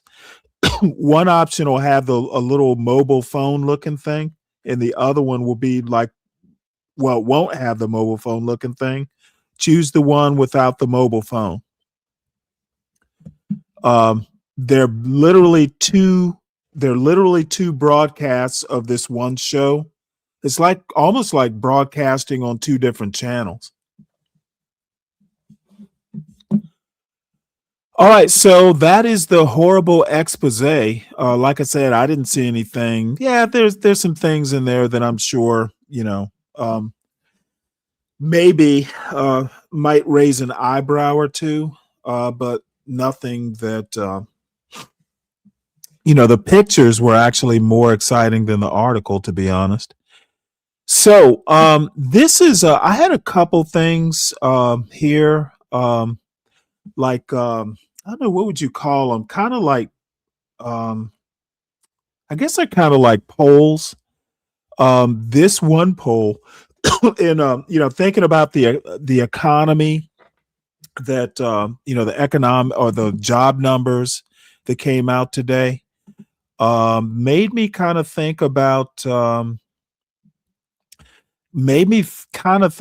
well, where are we as a country down like at the you and me level, the everyday, normal Joe and Joanne. And the question is, politically, where do we stand? And this is more a me thing, but I figured it would be fun to go through it online just to see what it's all about. If I can get it to work here. So I choose my gender. It's a 5-minute quiz. Find out where you stand politically. Take the test. So, all right. So I click mail. Before you start, your answers are anonymized, and we do not sell your data. So make sure to answer each question honestly for the most accurate results. And I think this came out of the Washington Post, or maybe it was the New York Times. So let's start the test. So, political compass test. Social media platforms must be held accountable when their users post harmful content. I'm going to disagree, actually. You know what?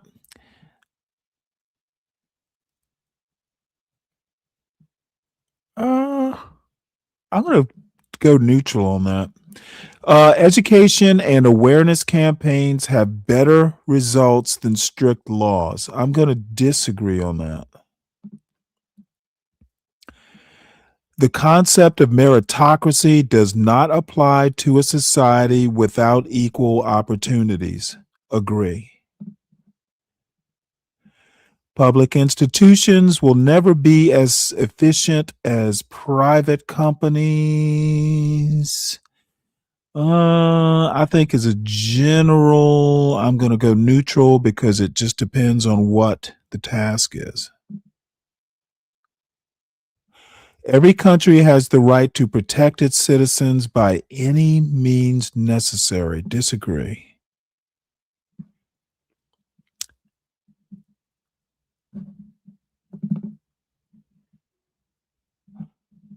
Okay, let me go back here. Let's see. Any kind of prohibition tends to create parallel markets where regulation is impossible. No, I disagree with that.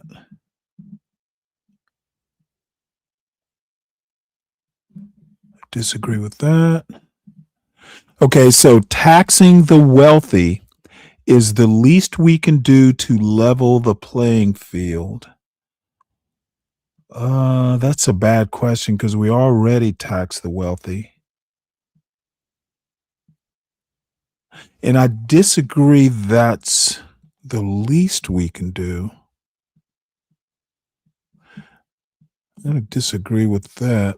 There are other things.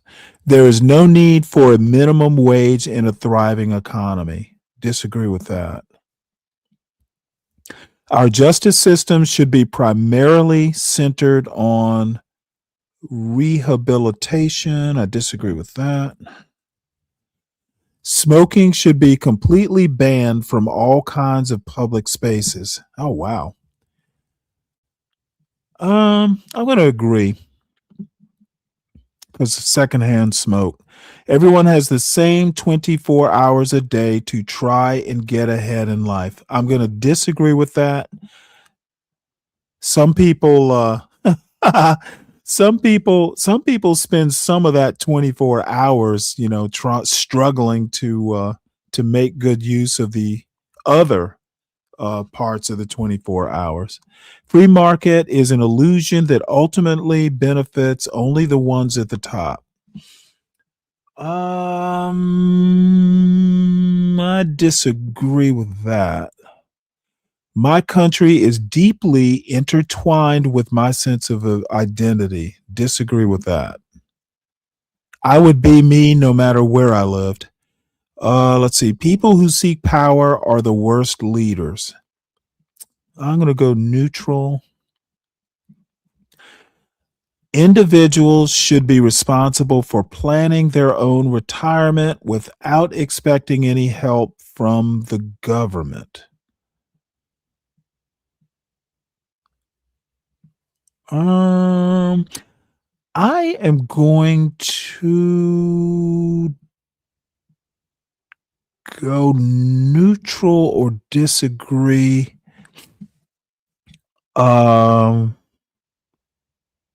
No, I'm going to disagree with that because there are things that the government can do to make it easier to plan for retirement. The government should provide free health care to all citizens. I'm going to agree with that. Government security leaks must be regarded as an act of treason. Depends on the context. That's neutral. Foreign policy should be guided by diplomacy, avoiding military action as much as possible. I agree with that. Hey, Kimmy. Hey there. You there? You're muted. Yeah, I know. It's a lot going on in here. Someone's playing the guitar on the train. Now someone's playing the clarinet. I don't know what's Where are happening. you? What are you in a? Are you catching a subway? Well, yeah, but it's outdoor, so we're good. Oh, really? Yeah, do you hear the What is? clarinet? Are you in a Christmas parade? No, I'm not. Just another day. It's just another day. Oh, I How long figured is you this were on quiz? some float. I wish. How long is the quiz? I want to take it, but not if it's like 30 questions. It's the more than I thought there would be. I thought it was Do you 5. They want me? lied. Do you want me to drop the link? Oh yeah, I'll tell you what I got. Okay. Here, I'll just put it in the back chat, and then I'll also drop it into the regular chat. So this is the quiz that I'm currently taking. And then let's see, in this back chat, it is here. And then I've got one after that called Are You Living a Good Life? Take this quiz to find out. That's from the Washington Post. Oh, nice. I actually want to take that one too. But we'll get there. Yeah. I'm going to do that after this one. All right, I'm gonna Let's drop see. down because I can't take the quiz and I'm on my phone. So Okay, well, that's fine. yeah. All right. So everybody, I dropped the link in the chat.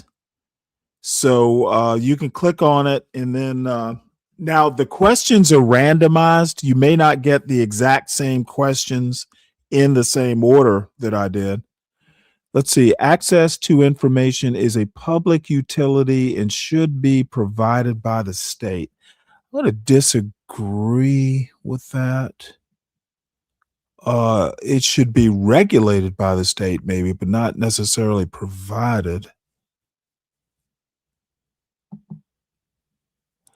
As a matter of fact, you don't want the state controlling that sort of stuff. Affirmative action only breeds more discrimination and prejudice.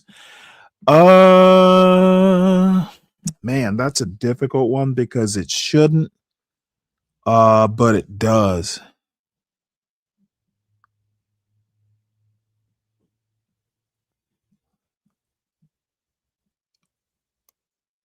I'm gonna go agree, but I wish I could give why I agree. Okay, so the concept of countries and nations is just an imaginary line and it has no true relevance. Definitely disagree with that. Speaking a country's official language fluently should be among the requirements for immigration. I'm going to disagree mainly because the U.S. doesn't have an official language. Economic regulations are necessary to avoid monopolies and promote fair competition. I agree. Social welfare programs are a waste of taxpayers' money. Disagree. And the reason I disagree is you got a bunch of people that are suffering. They're going to revolt. There is no peace without freedom. I'm going to go neutral on that because you can have peace without you can have peace without freedom. but peace under a bullet or under the barrel of a gun, that is peace technically. Unrestricted freedom to criticize the government is often abused by bad actors who stir up controversy for personal gain. I would say yes. I wouldn't say often, though. If we make a bigger pie, everyone can get a piece. I would agree in theory. Extremely wealthy corporations are as much a threat to freedom as a dictator. Absolutely agree to that. A powerful country needs a strong leader who is not afraid to make difficult decisions. I agree. It is morally wrong to judge a person by their religious beliefs. I agree. Progressive tax unfairly punishes high earners for their success. I disagree. Wealth redistribution is a valid response to economic inequality. I'm going to go neutral on that because taxes are basically wealth distribution. However, I do not necessarily agree with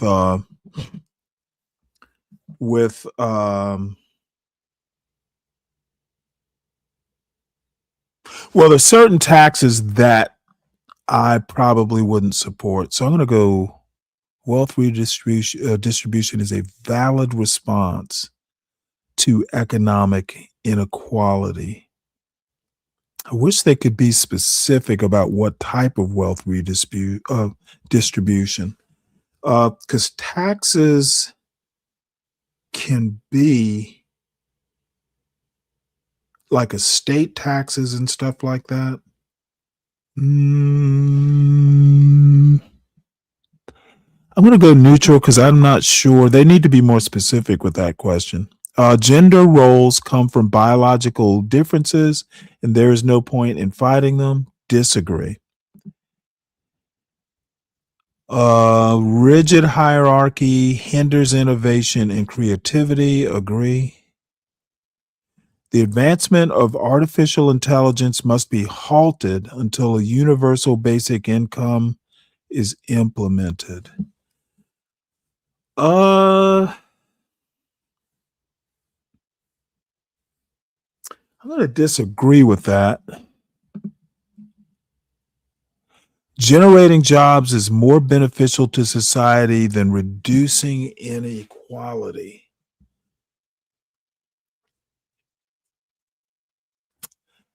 I'm going to go neutral because generating jobs basically is a means to reducing inequality. I don't like that question.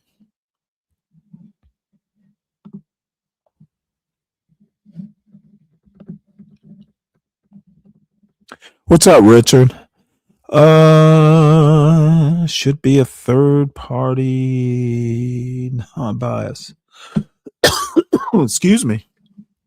This is this is actually a lot longer than I thought it would be.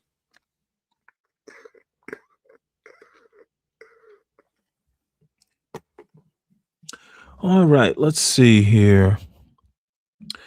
You know what? While I'm thinking about it, let's take a quick commercial break. Everyone, make sure that you hit the like button and make sure that If you are new to the channel, please subscribe to the channel.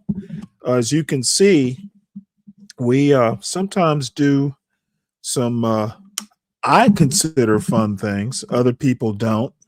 But I think, stuff like this, this particular quiz is to basically determine your political orientation, whether you are, I guess, left, right, or center.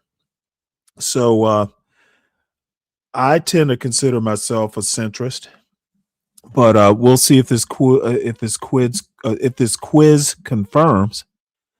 Let's see. Nothing can ever justify torture. That's a difficult one. I am sure there are things that, I mean, do you consider spanking kids torture?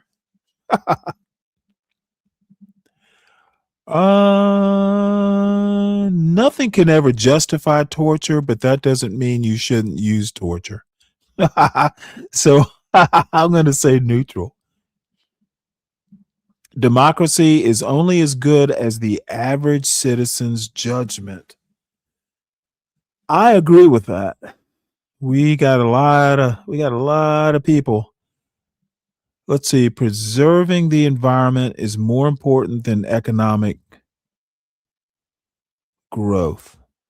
I would disagree. However, one should not necessarily be sacrificed for the other. Making a profit should be the only concerns of a CEO. I disagree with that. Employers should be allowed to consider age as a factor in the hiring process.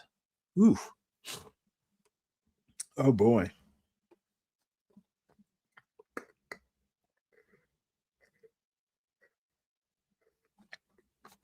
Again, I don't think this is a very good question. There should be minimum ages. You can't hire a 2-year-old to be a CEO of a company.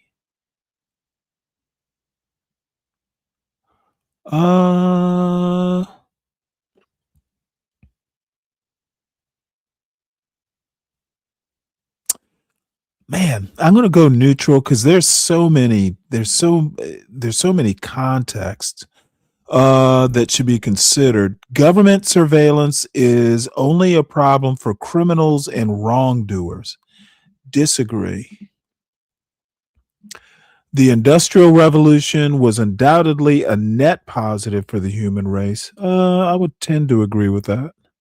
Essential utilities should be free for low-income households. I agree with that. New technologies must be regulated to prevent the proliferation of scams. I would have to know what the technology is. That's neutral. The main job of a country's leader is to serve the people, not demand obedience. I agree with that. So we need to vote Trump out of office now.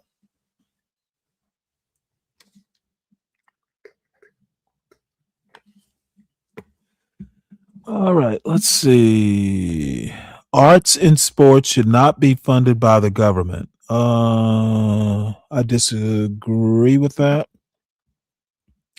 Affordable housing and education should be the government's top priority.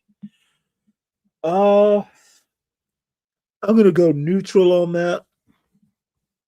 I agree that the top priority should be defense.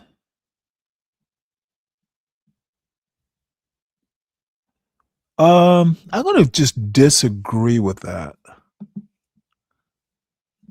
Let's see. The death penalty is the only appropriate punishment for certain crimes. Disagree. Not a death penalty person. Laws that undermine basic individual freedom should be revoked. Again, that's kind of vague.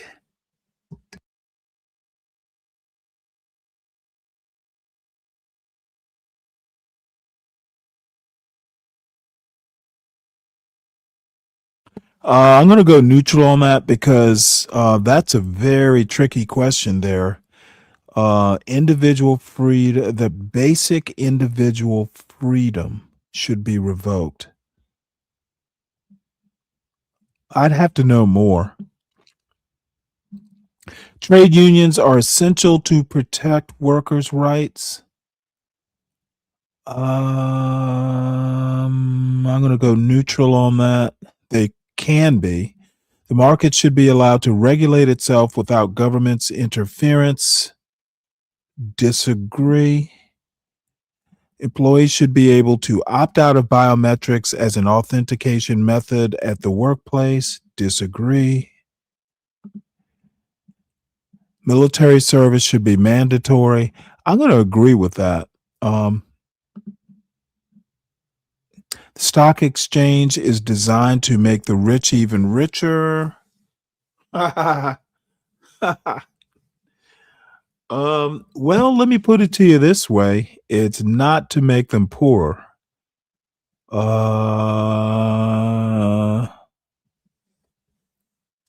thing is it's not technically designed just for the rich. I better go neutral because I think that question could be better. God damn, how many questions are there? Those who can pay should have access to better education.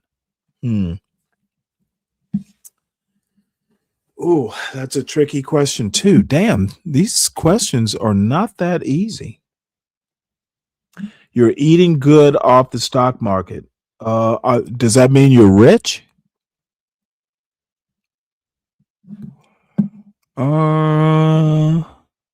Those who can pay should have access to better education. I don't like the way that question's worded either. Is that implying that those who can't pay should not?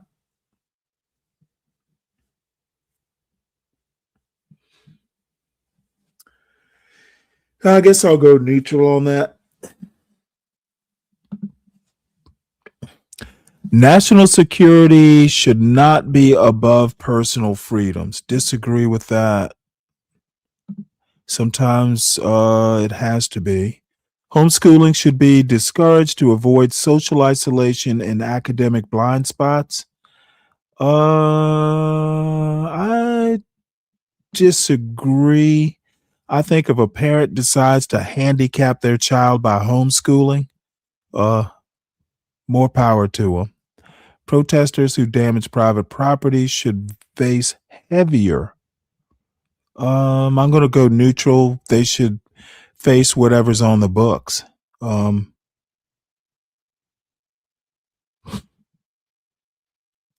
carbon tax would be an effective countermeasure against excessive greenhouse emissions. I disagree with that. It hasn't done shit. Immigration poses a threat to a nation's identity and cultural heritage. I disagree. There is no logical reason to be against same-sex marriage. I agree. Automation is the key to a post-scarcity society. I'm going to disagree with that. If anything, automation is going to create scarcity of money. There are going to be a lot of people who get displaced. Intellectual property rights turn knowledge into a commodity and should be abolished. Disagree. Some religions are more prone to war than others. Oh, wow.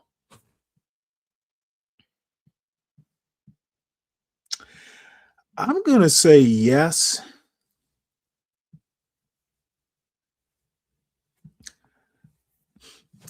But I'm going to agree with that.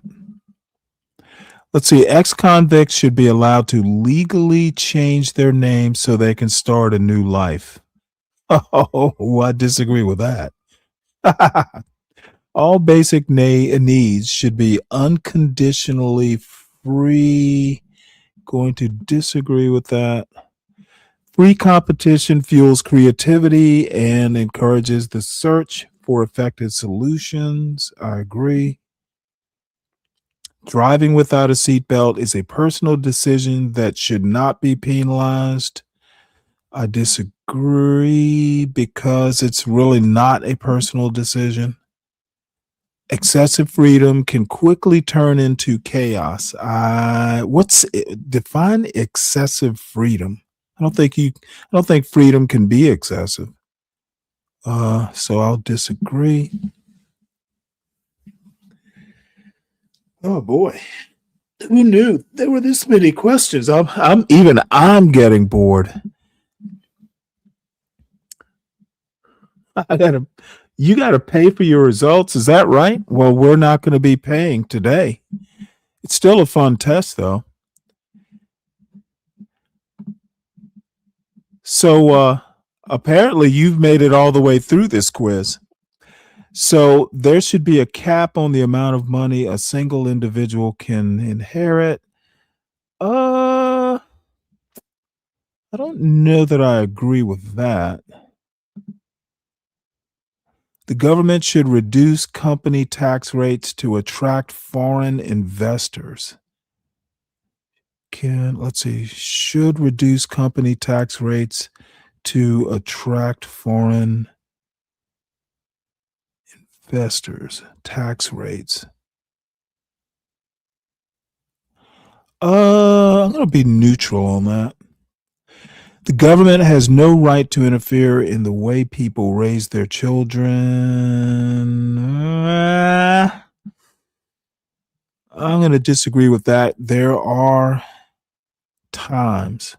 Traditions and family values are essential pillars of any prosperous community. Agree. Developmental aid stifles a country's ability. I disagree with that. I'll do neutral. Let's see. Without proper regulations to keep them in check, companies will always put profits over ethics. You know what?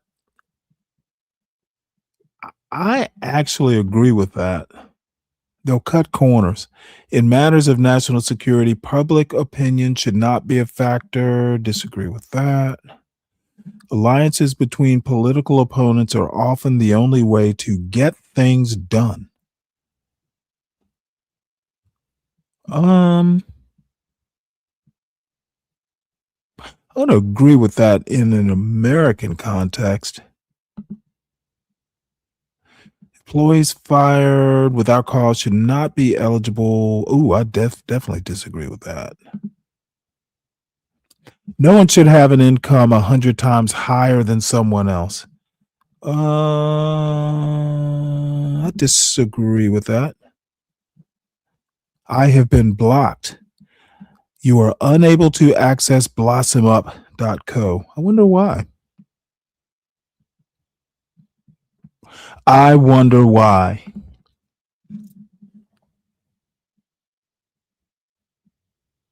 Yeah, actually they were. I'm not exactly sure why I was blocked here, but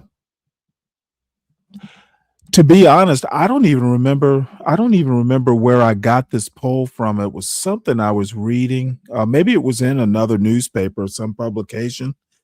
But I think it was fun going through the quiz anyway. Why have I been blocked? The website is using security service, online attacks. The action you just performed triggered the security solution. There are several actions trigger this block, including submitting a certain word or phrase in SQL command or malformed data. Let's see. Let them know you were blocked. You can email the site owner. It's not that important. So the next poll is from the Washington Post, and I will assume I won't be blocked from that because, God damn it, I pay this subscription. Let's see here. I should be able to gift this article. Let me see here.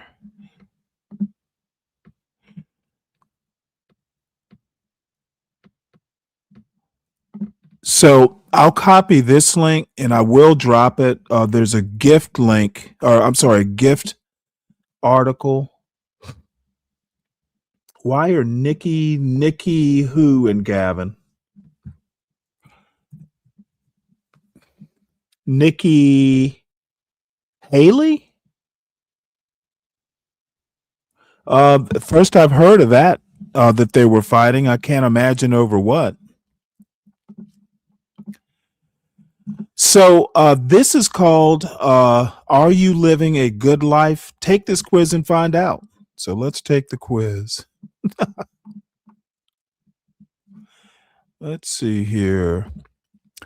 In their research, psychologists have uncovered 3 dimensions that people gravitate towards: a happy life, one created by pursuing comfort, satisfaction, and more joy than sadness; a meaningful life, one grounded by purpose, connection, and making the world better; and a psychologically rich life, marked by novel experiences, perspective shifting insights, and complexity. Each dimension offers a different, though not a mutually exclusive path to a good life. A happy life might end with "it was fun." A meaningful life might evoke "I made a difference." And a psychologically rich life might be summed up with "what a journey."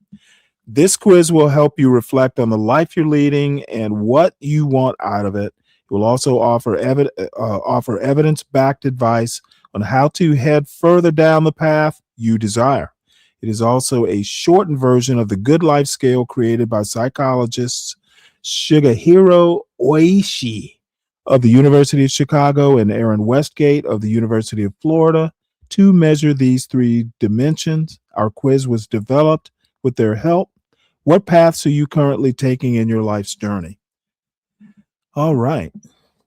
So my life has been happy. You know what? I would agree. My life has been sad. I would. Well, it hasn't been that sad. Yeah, it's been normal. My life has been fulfilling, I'd say, more or less. My life has been dramatic. That I would be neutral on. It hasn't been that dramatic. My life has been meaningful. I guess if you have kids, you could say it has been. My life has been meaningless. I would actually disagree with that. My life has been enjoyable. I can't complain. My life has been purposeful. I would say yes. My life has been uneventful. Why are they asking me this? Psychologically rich. I guess according to that, I'll give it that. My life has been comfortable. I'm actually going to say it's been pretty comfortable. My life has been interesting. That's been pretty interesting. Take me to, let's see, you have told us about the life you're living. Now imagine you had the power to choose one ideal life. Take me to the last question. Let's see here. If I had to choose, my ideal life would be happy, satisfying. If I had to choose, I would say marked by contributions to society. Let's see, you're furthest down the path to meaning, which is also the ideal life you choose. You are in the 85th percentile when it comes to meaning compared to results from a sample of over 1,500 Americans who took Oishi and Westgate's Good Life Scale questionnaire. It can be daunting to reflect on something that seems big, all-encompassing, and existential, but such self-reflection can help you better understand yourself, where you are, and what you most value, which may provide a roadmap for where you want your life to go. The good news is that there are many ways towards your own good life. Take it one step at a time and focus on the path you currently value the most.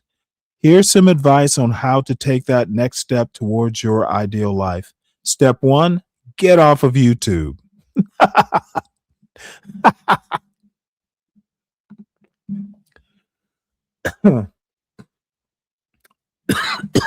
Yes, I did. As a matter of fact, I printed it out.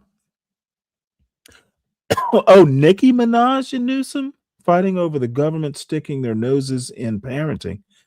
Drop that link. I definitely want to see that.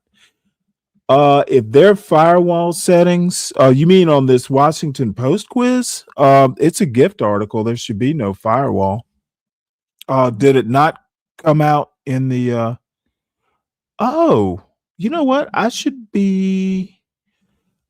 I own the channel. I should be able to drop it. I see it in the chat, the ones I did. Oh, the Washington Post. Stanley did not read my email I sent him last night. Yes, I did. I printed it out, Kimmy.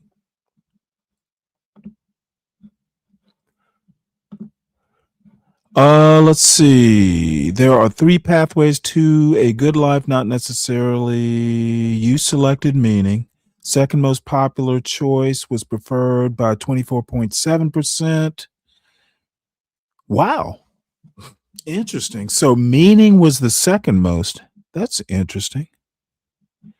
So what was the first?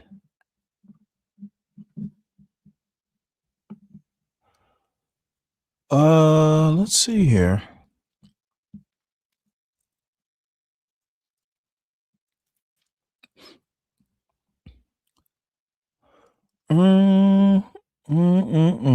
Let's see.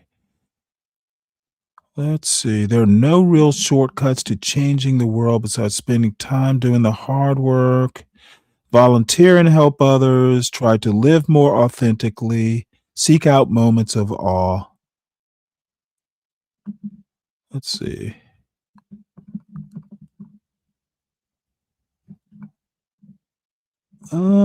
Let's see. All right. Well, meaning is basically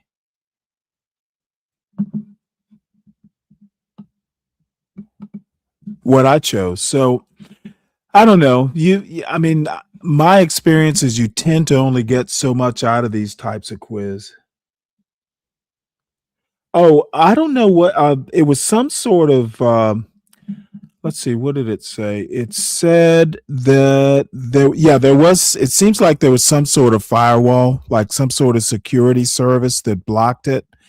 I don't know why. And to be honest, I dropped the link. I saved the link. I don't even remember where I got this poll from. It must have been some publication. Thought it was maybe the New York Times. I'm not sure. But if it's blocked, it's blocked. It's not that important, at least not to me. Let's see. My results, you're furthest down the path to meeting and the second furthest towards happiness, which is, yeah, I got the same thing, Kim. So let's see. What else have I got here? And how long? Let's see. Almost, 2 hours in. What's up there, CKJ?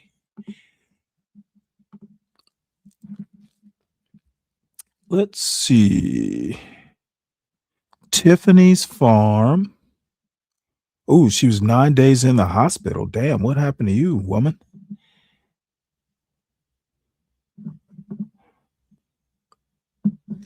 This is interesting. I see CT says anti-intellectual culture eats its own.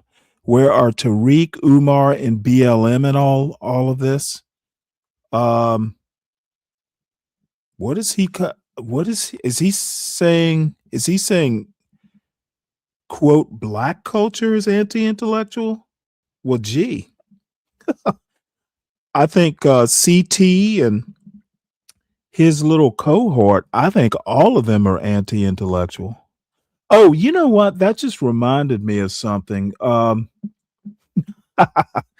While I'm looking to see where we go next here, I'm tempted just to wrap it up because I am actually getting hungry. I didn't eat lunch. Oh, I know. This is a video from a YouTube page, and I think it's a Substack thing too, called Conversations Aloud. It's a fairly new site. And this is called The Real Reason America is Declining. No one wants to admit this. And I personally think it's because we are all anti-intellectual. They're talking about per capita with crime stats. Well, CK, there's nothing wrong with talking about per capita when you talk about crime stats, but you have to put it in perspective.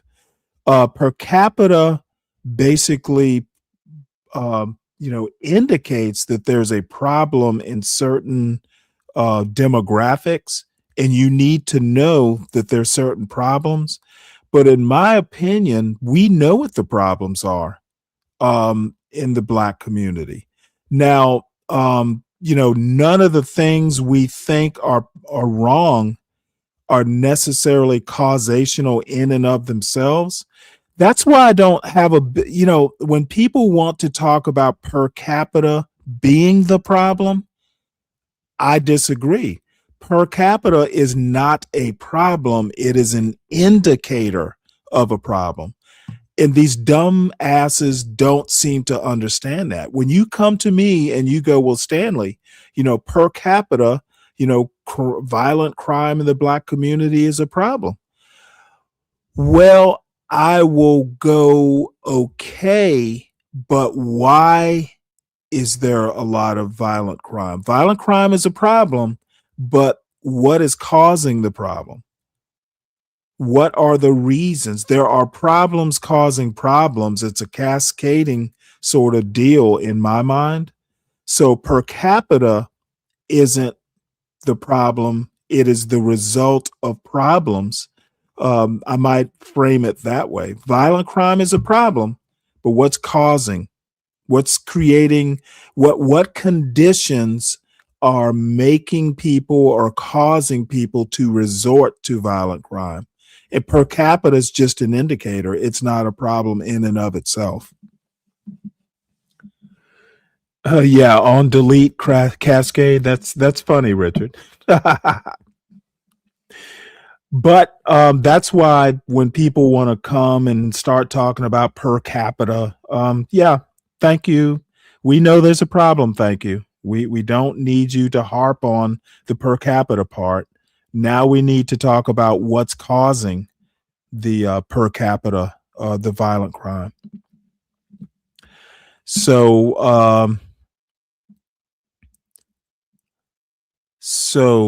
that's actually pretty. You know what? I might just fucking make that a show title. That's a good show title. Let's keep that one.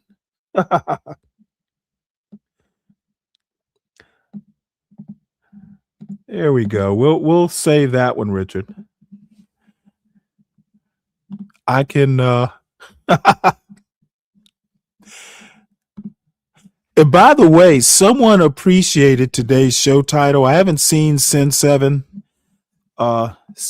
but that was a good show title. Candy Cane Lane appreciated the show title, and I think the show title was made even better by the little thumbnail of the Trump administration's inner circle.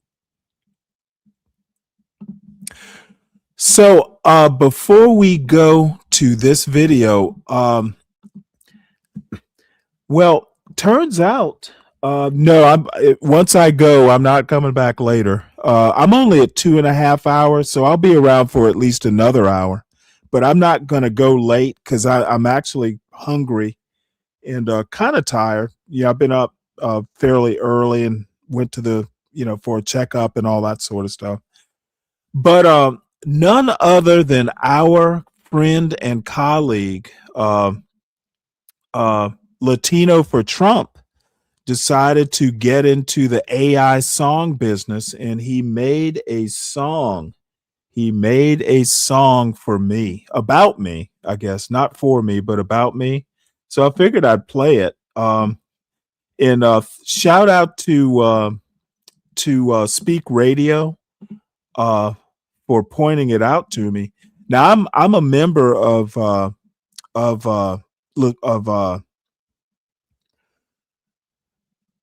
Universal Jones's Discord, and Latino put it on Discord, and I didn't even know about it because he didn't tag me or anything. So somehow or another, Speak Radio saw it and DM'd the song to me.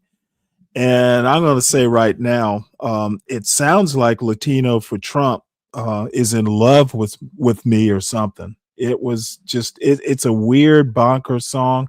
I guess he's trying to make a diss track or something, but it sounds really sad. I'm like, dude, this is not this. You are no Nightish doing a John Galt diss song. This is just sad. So let me know if y'all can hear it. I'll play it for you.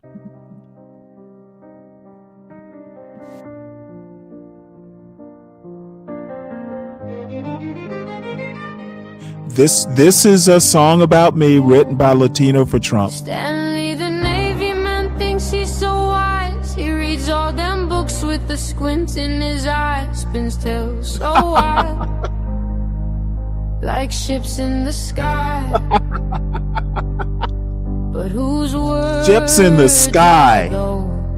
Whose stories flow there? Oh no, oh no, Stanley, oh no. Tell me what you know, not a page you stole.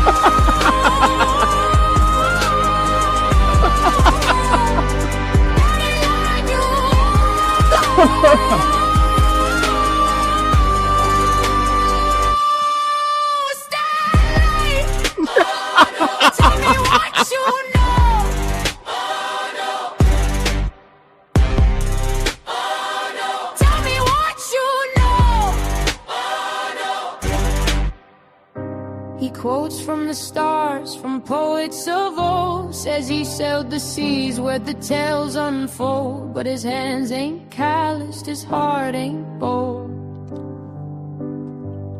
Whose truths you borrow, whose dreams you swallow.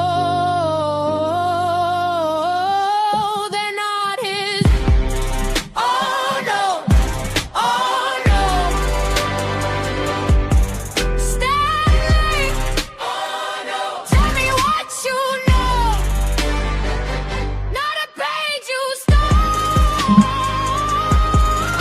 This is so sad.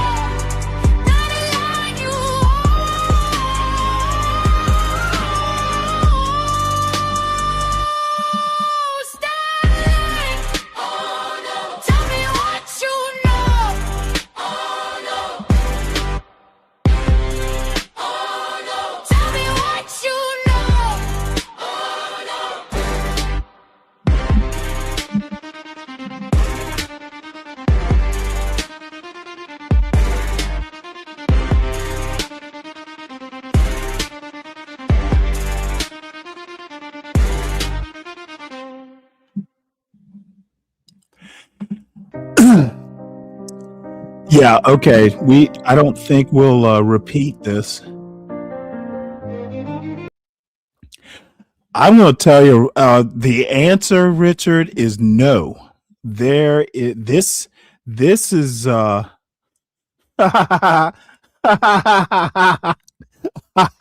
Hey, let me tell you what I responded to Speak Radio, that this is so embarrassing. I'm not going to even push back. It would be embarrassing for me to even respond to this. It literally sounded like what was the Swedish group? It literally sounded like an ABBA song. So I'm embarrassed for him. So but hey, I might, as a matter, you know what I'm going to do with it. This, I'm going to turn it into like a closing theme song or something like that. It's going to be, I think it's going to be my outro for today. So, everybody, when you see Latino for Trump, tell him that it was a hit over on the Stanley versus the World channel. The Stanley versus the World show salutes Latino for Trump for his shit. You know what? It might actually win a Bigsby Award for this week. He'll be the racist of the week with this song. So anyway, let's move on and see what this video is all about. It's called "The Real Reason America is Declining." Let's see if we agree.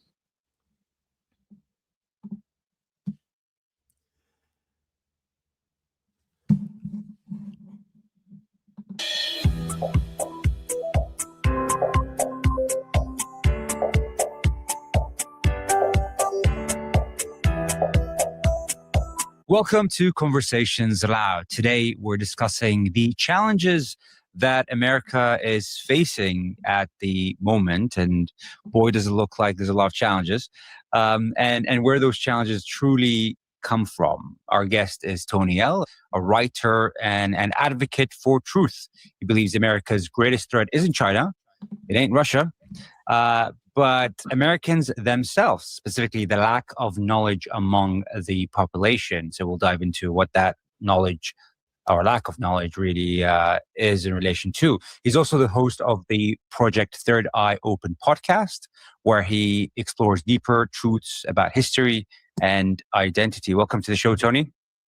Thank you. I appreciate you having me on, Habib. Thank you very much. I'm looking forward to a very spirited conversation here. Same over here, really. Same over here. So great to have you on. To start off things, to kick things off, do you think that America is in this kind of Roman Empire moment of decadence, of division and decline, or is that just an exaggeration by the media? No. Actually, I've done a couple of productions on this very topic. Actually, I did do one.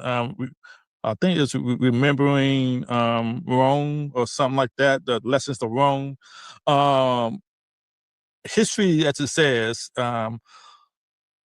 often rhymes, not just repeats. And I'm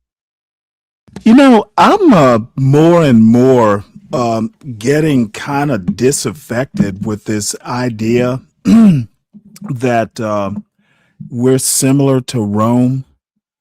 I don't know. I see no reason to make that comparison, to be honest. When you know your history, you'll be able to see the similarities, because nothing's new under the sun. Literally, nothing's new under the sun. And when you look at empires before, I think it's been said that the longest empire was 200 years. We're well over that. So we are definitely, some would say, riding on fumes. And it's only due to the fact of so many people, our leaders before, had real reverence for our Constitution. Our Constitution is the longest living governmental document ever, and still in existence. England has had several new ones. France has had several new ones. Many countries, Russia has definitely had many rewrites of the Constitution. The United States have had that one. And that's a testament to the people, because it's at the end of the day, Constitution is just a piece of paper. It's really up to the people to live by it, revere it, enforce it when need be. We don't have that anymore. So what do you mean by that? We don't have that anymore. I was going to say largely because it's not taught. Lincoln once said, what's taught in the school in one generation will be the policies of the next. And we no longer teach about Constitution. When I was growing up, What's up, man? Man of tomorrow. Yeah, what's going on, man? Oh, nothing much. Just looking at this video titled "What is?" Let's see, what is wrong? The real reason America is declining. So, well, some of that doom and gloom shit. Okay. Well, I don't know. He said, I think he's true that that the Constitution is no longer taught, but I don't remember going into detail in high school. I don't think that's the reason. I think the reason is people know what the Constitution is and ignore it. That's currently the problem. Yeah, they don't care. I mean, the Constitution was an excuse not to go too far for Dems. Now that Republicans are in charge, they don't give a shit, and they've never given a shit about the Constitution, ever. So, what's been going on with you? Not much, chilling. I was, some places in South Carolina last week, just looking Ladies Island, going to Hilton Head. Oh, really? Nice. Yeah. Oh, dude, I know. Hey, my mother's family's from St. Helena, so okay. I know all over there fairly well. Yeah, really nice, man. Like you go like 2 miles, and it's like, like Hardyville. You know how that looks, and then boom, you go not even a couple miles, and you get 7 miles, and you Hilton Head, and then it's like, but this house is just, it looked like shacks just down the street. Yeah, that's what it is. Well, my mother's family, comes from the shacks. Oh yeah. Well, all that stuff, their whole YouTube shows about heirs property, a lot of that property was just, basically bought for a song.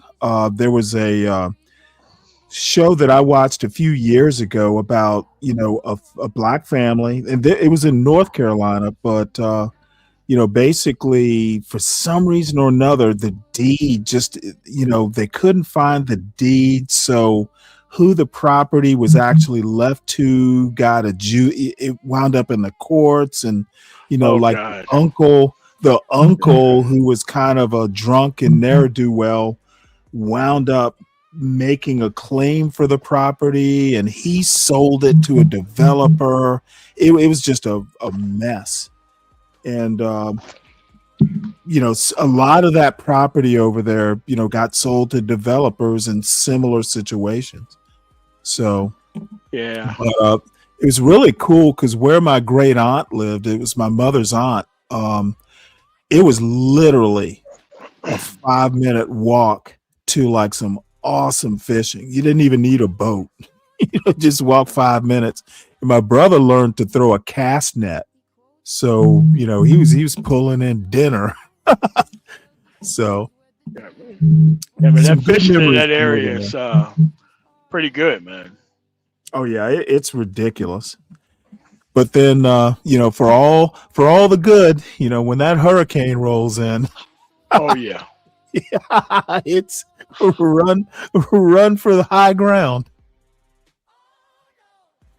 All right, well let's see what these folks are talking about here. I'm 1965, baby. Constitution was taught. We did plays on the 13 colonies. It was in literature. It was in entertainment. It was in Reagan. Again, I have Reagan's most famous, famous monologue on my intro. He was the last president, to my recollection, to really speak boldly and fondly about patriotism, Americanism, and what it stands, what it means to basically say freedom is only a generation from being taken out of resistance. And that's where we are. We are past a generation, in my estimation, because young people don't talk about Constitution. Young people from the last two particular Democrat administrations have been told to hate our founding, tear down our statues, call Thomas Jefferson and everybody else racist. All this other nonsense that America is a racist country. All this other, there's totally unfounded nonsense, gibberish, but nobody puts back on it in public. So it stands as truth in so many young people's minds. You have more people now 19 to 30 want to be socialists. That was been unheard of in my generation growing up, because we know that this is the greatest country on the planet, with all of its warts, with all of its imperfections. No other country stand up against the United States when it comes to the Constitution. Yeah, I mean, so you're what you're saying is that it's the education of what the Constitution is that's failing America, and what's causing this kind of Roman Empire kind of process, this kind of event that's happening.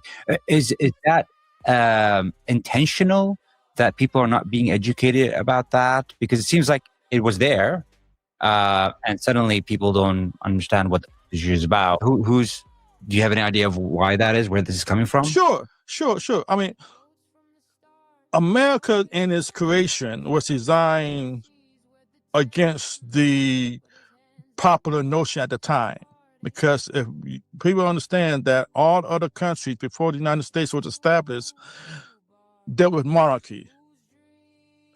England, European powers, either monarchy or they had tyrannical rulers. There's a country that can not only say that man could govern itself, that they can succeed at doing so and dominate the world by doing so.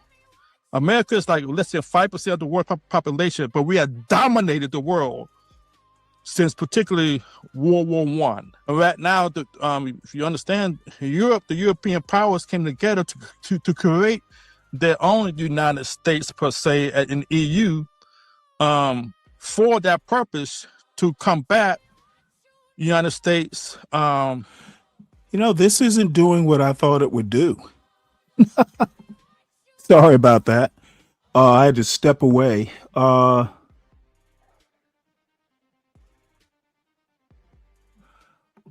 Kim. Kim didn't like your Republican comment. Oh, which Republican comment? The one about them not caring about the Constitution. Yeah, they don't care about Constitution. Hey, Kim, Bible. Maybe I'm wrong, but didn't the Constitution say an insurrectionist could not run for president? He was an adjudicated in Colorado, my state. He had a case. He had an attorney. They fought for it. It was adjudicated up to the state level Supreme Court, and the actual United States Supreme Court said that states can't decide whether or not an actual candidate gets to be on the ballot. But that's exactly what the actual amendment said. So, right. Well, well, the way they went around it is saying, "Oh, hey, it affects other states," which of course I don't even exactly. I don't know. I think the whoever, the people behind the amendment probably recognized that it would affect other states. So of course, but the only thing you needed was one instance, one case adjudicated that this is what happened. And he had an attorney. He didn't have a good defense. He didn't show up in his own defense. And, the guy had limited stuff to go on. Well, there was a bunch of witnesses, and, personnel just don't want to understand that there was a trial. Now, in Maine, it was more of an administrative hearing, but it's still a preponderance of the evidence. But in Colorado, there was actually a trial. And I had to let people know that. And it's like, well, how come you don't know that there was a trial in Colorado? Well, wait, hold it. Did it go up through the Colorado Supreme Court? Yes. Okay, and from there it went to the because I actually listened to the Supreme Court hearing. Yeah, it went from the court to the actual Supreme Court. Yeah, right. Went all the way there. So what do you And think they of this didn't video refute the so actual far? facts of the case. I mean, you know, No. Ho. Zhang, no, sir. Okay, that's not how it works. I mean, the states control their elections, and if a state decides to take a candidate off or determines that the candidate is not eligible to run in that state, who cares? It's not affecting a national election directly. It's affecting the state election. Okay, either states regulate their own they dictate their own rules and who's eligible, or they don't. Okay, essentially what the Supreme Court did was necessitate that they basically didn't follow the Constitution. They do what lawyers do, which is, reason their way around the plain language. The language is plain. And I suspect they're going to try and do that with the 14th Amendment as well. I await how they do that. No, they're just going to limit it. And then once they get out of office, they're going to expand the Supreme Court and bring all this stuff back. But never forget what happened when the Republicans got total power. Nothing went well for working class people. Right. Nothing. And Zhang, by the way, where does it say that a single state cannot dictate the terms of a national election? The Constitution doesn't cover it. Okay, but it does cover that a state can determine who's eligible and who's not. In my opinion, That's why they have the eligibility requirements. That's why they have that. Right. Well, there's nothing. We need to undo the Civil Rights Act. Well, see, that's what MAGA folks do. Just move the goalpost. We're not talking about civil rights. And civil rights, well, I'm not even going to take that bait. Bottom line is that it's just that. Ask a simple question: why was there a need for a Civil Rights Act in the first place? And then you just walk away from the conversation. Oh, I'm not going to even take that up. He wants to basically get away from what I'm saying, which is there's nothing in the Constitution that covers national elections. Nothing. But the Constitution does cover what a state can do and who controls elections. Yes. Elections, even national elections, are not. National elections are just because everybody's doing. They're voting for. They're voting for national office holders, but there is no controlling mechanism at a national level for how even federal elections. There are regulations and stuff like that, but the states control the nuts and bolts. It's all state level. It's all state level. Right. And the Constitution talks about states, but it does not talk about what, anything national. I just think that they basically did some fancy footwork and talk about judicial activism. Okay. Yeah. Republicans talk about legislating from the bench. Exactly. That's exactly what they did. Bush v. Gore, legislating from the bench. Right. But I absolutely love this statement here. That's like a doozy. A single state cannot dictate the terms of a national election. Where is it written that they can't? So thank you, George W. Zhang. Bush won by Ohio. One state did actually. 2008. No, 2004. Yeah, and that's so funny. One state, Florida, essentially. Who said? Now you just said a state can't affect a national election, and Florida did just that in 2000. these guys are just Zhang, you know you're my buddy, but dude, this show that we're watching on the screen is exactly what this dude's talking about. You got to think your way through it, son. States can affect national elections. Texas, Supremacy. unilaterally. And well, that what? happened Yeah, on what they're where- doing, this redistricting that they're doing. Yes. What is that but a state affecting a national election?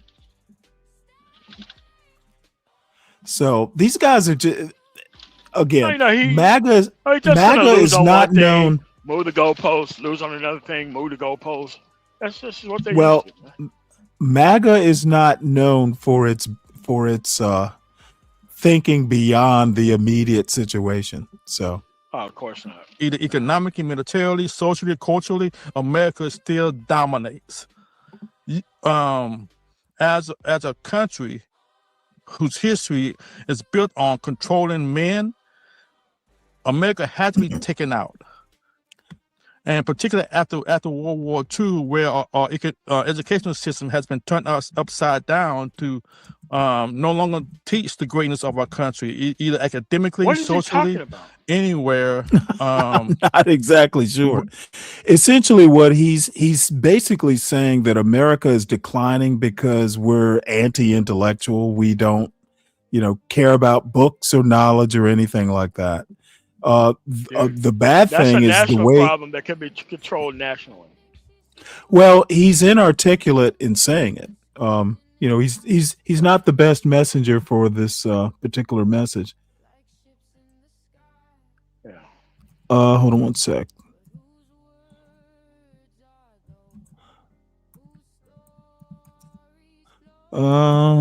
Is all. This is what happens when you don't get a chance to watch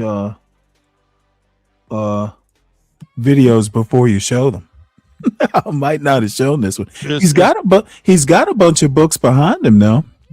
It's really it's coming full circle now when you look at again how the education system has completely abandoned civics, has abandoned while their domestic citizens are catching hell. That would never been allowed, not even being thought of 10, 20, 30 years ago, but it's done out in the open because Domestic people not the catching hell. love and reverence for our What the fuck you country talking about? has been so demonized. Nobody wants to stand up for our country anymore. Everybody stands up for the flag, doing sporting events and 4th of July, all this other nonsense, but really counts for people to stand on the square. They're nowhere to be seen. And the feminization of our culture has definitely aided to that because men do not know how to be men anymore. So just to, you said a lot of things there. Just to kind of go back to the intentionality of this, of what do you feel is in charge of changing the education system, and why would they do that if it weakens the country? It doesn't destroy the country. It weakens the country. Again, the ultimate goal is to bring the United States to the table, not at the head of the table, but in the middle. They don't want the United States to be that shining light on the hill. You don't see a reflection of American values. He's basically saying that the Republicans don't want America to be a shining light on the hill, I guess. He's basically saying America's going downhill because we're not teaching our kids to know much of anything. And I agree with that. He's basically, this Florida, for instance, wanting to what did I do there? Florida wanting to push a patriotic education, which I think is not an education at all. It's propagandizing. No, I mean it's kind of like religious education. If you want to, there's a head, there's a place where you want to take the education to. I mean, for people who don't want to teach history, to talk about patriotism over and over again, I think it's wild. Well, I mean, they want their version of history taught. You know, the slavery wasn't that bad, and you know, one of the things that made me laugh was in the Florida curriculum, somewhere in their teaching about slavery, they say that slavery actually was beneficial because it taught some slaves skills. So talk about a silver lining, I guess. But I had to laugh when I read that. The same way you learn skills in a Soviet gulag, or the same way you learn skills in a North Korean prison camp. Okay. And Zhang, all I have to say, Zhang says, Stanley, just stop your nuts. I'm going to say, well, Zhang, had you been on the Supreme Court, you would have been the 10th. You would have been the 10th vote that was wrong. Just because the Supreme Court was unanimous in the decision, that doesn't mean they're right. It means the liberals were wrong too. But here's the thing. What constitutional scholar came out after that decision and wrote an article about how right they were? Zero. Zero. Not Jonathan Turley. No one came out and said any, because if they did, they would have been kicked out of whatever teacher position that they had. The amendment is quite clear. Okay, well, I'm not exactly sure what your criticism is. Stanley offering a full-throated defense of states' rights in rejecting the Supreme Court's unanimous ruling. Well, I think what I'm doing is defending, I think I'm defending originalism. The problem with these folks who claim to be originalists, it's when the original language or the text actually doesn't agree with their politics, they all of a sudden are not so originalist. I thought it was very clear about who gets to decide who's eligible to appear on a ballot in a certain state. It's clear. The language is clear. And what would disqualify you from doing that? Right. Now, and when the amendment came to be was also pretty damn specific. Right. So I have no problems with states' rights when they make sense. So I know what you're trying to say, Zhang. I'm not against states' rights. The problem is if you're trying to compare what Colorado did, taking Trump off the ballot, with, say, gerrymandering or something like that, where you're actually violating civil rights, those are actually two different animals. They're two different issues. They're not even similar.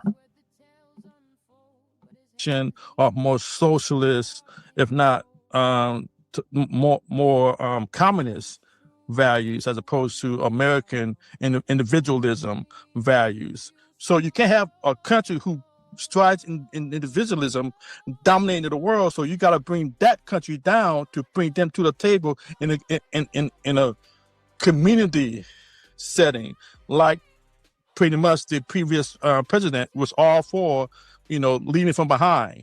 Where this president is totally opposite of that. He wants to lead from the front, which America's always done outside of Biden and Obama administrations. Yeah. So you said there about individualism, which is what America's about, and then collectivism, which is what other nations may be about. Is there something wrong with thinking about the collective, about something bigger than just the individual? It's relative, right? So, like, with you or anyone, if someone threatens my family, we got a problem, but my neighbor, it depends on how close we are. Yeah, I'm thoroughly confused with that. if Yeah, they me got a problem, if they threaten your family, they've got a problem with who? With you? I don't. I mean, I'm it lost it there. sounds bad. It sounds boastful. It makes you think you sound like a badass, but it just makes you sound weird. Like, why the fuck are we going to that? And it's like, whenever you hear somebody start bringing up communists and socialists, they just don't want equal protection under the law. They're never gonna fight for that type of shit. They only want protection for whites and no one the fuck else. And that's what they think socialism and communism is.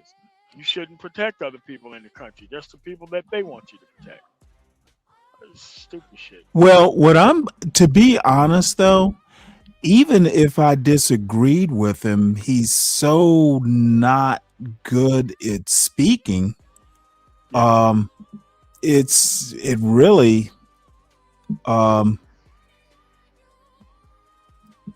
yeah, this is hard to follow because he's just not good at he's just not good. His English isn't that good. I But he don't thinks know he's having why. an intellectual conversation. He really haven't said shit. Well, it says here, it says here, wait, what did I just read here? It says, Hadi sits down with Tony, the host of of Project Third Eye Open, for a direct and unfiltered conversation about America in decline. Somewhere it says in here, Tony is a sharp political thinker. And he might be a good thinker. He's not a good speaker. That's his problem. Tony explains why deeper roots of American culture decline. Yeah, I imagine we need to move on from this because it's hard for me to follow this dude. This is outrageous. As a matter of fact, I am about to get the lady on the top right's book. I mentioned it last week. It's called Furious Minds, where she talks about MAGA specifically. Some of these Claremont academics were like her. She studied under one or two of them, and she basically, talks about them from the inside, some of the problems that they present to liberalism in general, basically democracies, liberalism, and how weird they are. And at some point, maybe this week, I want to talk about Patrick Deneen and some of the people she talks about, but I haven't read the book yet. I'll have to get around to it.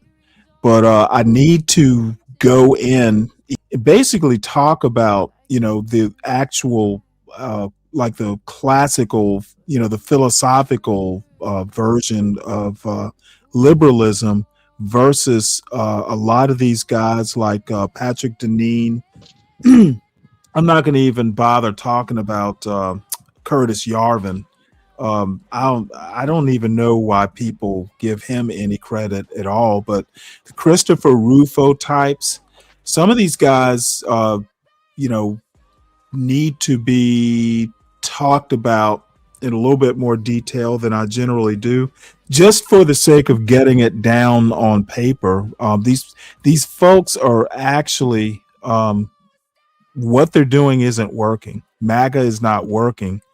And we're literally seeing all these crackpots. Like, did you hear about this Tim Pool situation? Which one, the Russian money or something else? Oh, no. This is here in the last week or so. Tim Pool went on just this screed. Yes, I did see that online. Turns out like the a person whining and crying fucking child. Yes, I did see that. Well, it turns out he was blaming the left for the shots fired in his driveway into his house.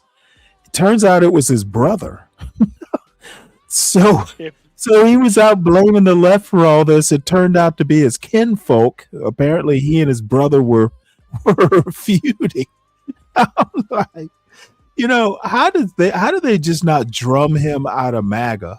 It's like, I mean, the problem is, like- like, dude, I just don't like mediocre white dudes with large fucking platforms who don't know how to fucking debate shit. You took a whole bunch of Russian money, whole bunch of Israeli money, and if you did that shit on the left, dude, you would never be taken seriously. But the right, they have a mediocre white guy problem. And well, not only that, but Tim Pool, they let Tim Pool into the White House press corps. He actually has. I'm like, they did what? Officer Tatum. He was but literally he let a lot of fucking podcasters in there. He kicked out the real fucking media and brought along. Exactly.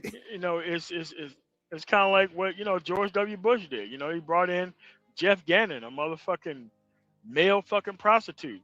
Nobody fucking did no stories on it. Totally okay.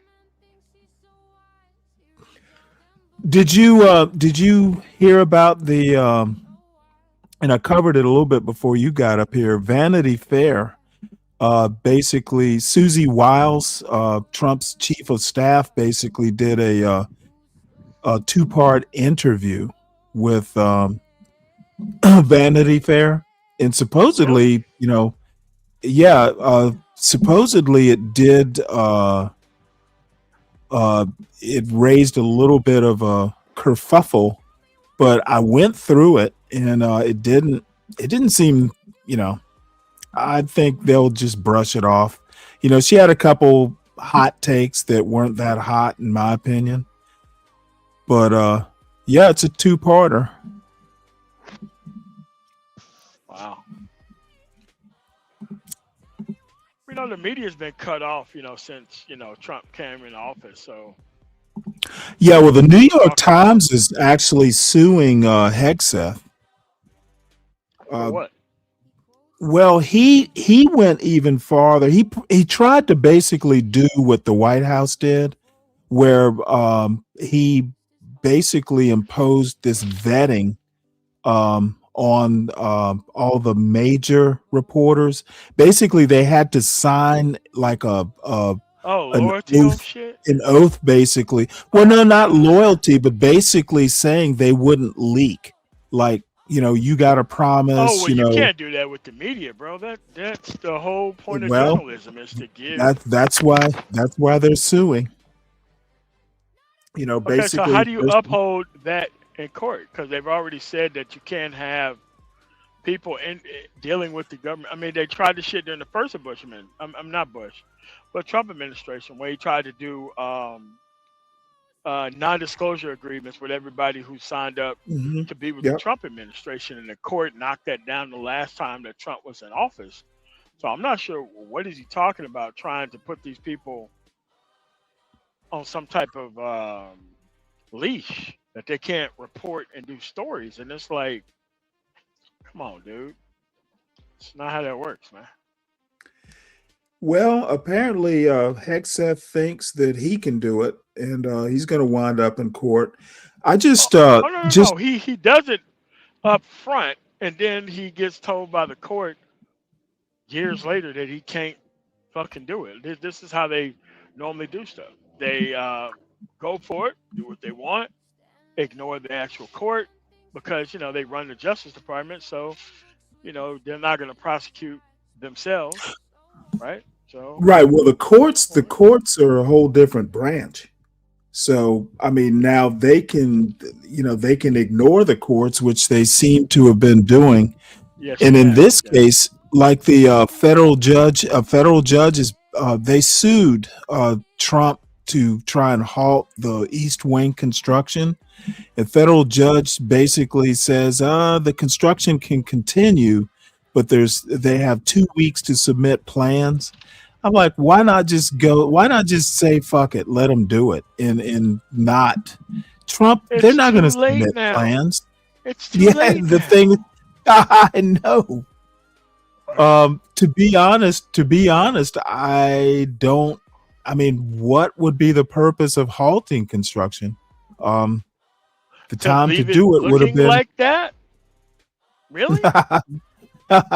Well, to be honest, the time to do it would have been before the construction. The time to do it would have been before even the first sledgehammer started knocking stuff down. Could you imagine if Obama went there and decided to want to redo the White House? What these same conservatives would be saying about that shit? Unbelievable. Let's hey Zhang, let's try and avoid using the that slur there for Wajahat Ali. Is he even Pakistani? I thought maybe he was Indian. But let's not use from, the Australia. no, he's a Substack. I know him from Substack. Wajahat Ali. Yeah. But let's not use Paki as a as a slur. Let's show some class. So let's see, where do we go? Oh no, what? Oh, this is what I wanted to watch. We'll watch a little bit of this. And just so you know, the guy who runs this is a channel called Dog Shirt TV, and Ben, damn it, I can't think of his last name. He works for Lawfare. He's the editor in chief of Lawfare. This guy in the lower right corner, which is a Brookings Institute operation. He started this channel back during COVID. Originally, the show was called In Lieu of Fun. And I actually used to watch that show every afternoon. It used to come on around 4 or 5 o'clock. And just a bunch of Brookings Institute people just hanging out, talking shit. Oh, dude, I loved it. I love these guys. The Lawfare crew, they're actually pretty entertaining. But, you know, what can I say? I'm a boring fella. But the lady in the upper right, her book has just gotten blockbuster reviews. So I want to hear a little bit of this, and I'll get her book sometime, and probably tomorrow. I got a few books I need to get from Amazon, and I don't know when I'll have time to read it, but I'll make some time at some point. Well educated and versed in things. And we're live. Okay. It is Thursday, the 16th day of October. I will leave it to John Hawkinson to tell you whether that is or is not the Ides of October. It is the year of our Lord 2025, and it is 8 o'clock a.m. And I forgot 2 days ago to wish you all a happy Shmini Atzeret, which is perhaps the strangest of the Jewish holidays, because I think it is a holiday that literally nobody knows what it commemorates. It's just there. And but it is important to observe it and to give it its due. It is 8:01 a.m. The estimable Holly Berkeley Fletcher, still bedridden, is here with us because she was so excited to meet our guest, the estimable Mike Feinberg, who is, I believe, the only current or former employee of the FBI who is capable of having the conversation that we are going to have with Laura today. Was just peppering me with questions by text. Is she a West Coast Straussian or an East Coast Straussian? Can I ask her about the Claremont Institute, or is that too much of a tangent? So we are rearing to fucking go right here. Look, but before we do, I have a very brief monologue, and I know what is on your minds, people.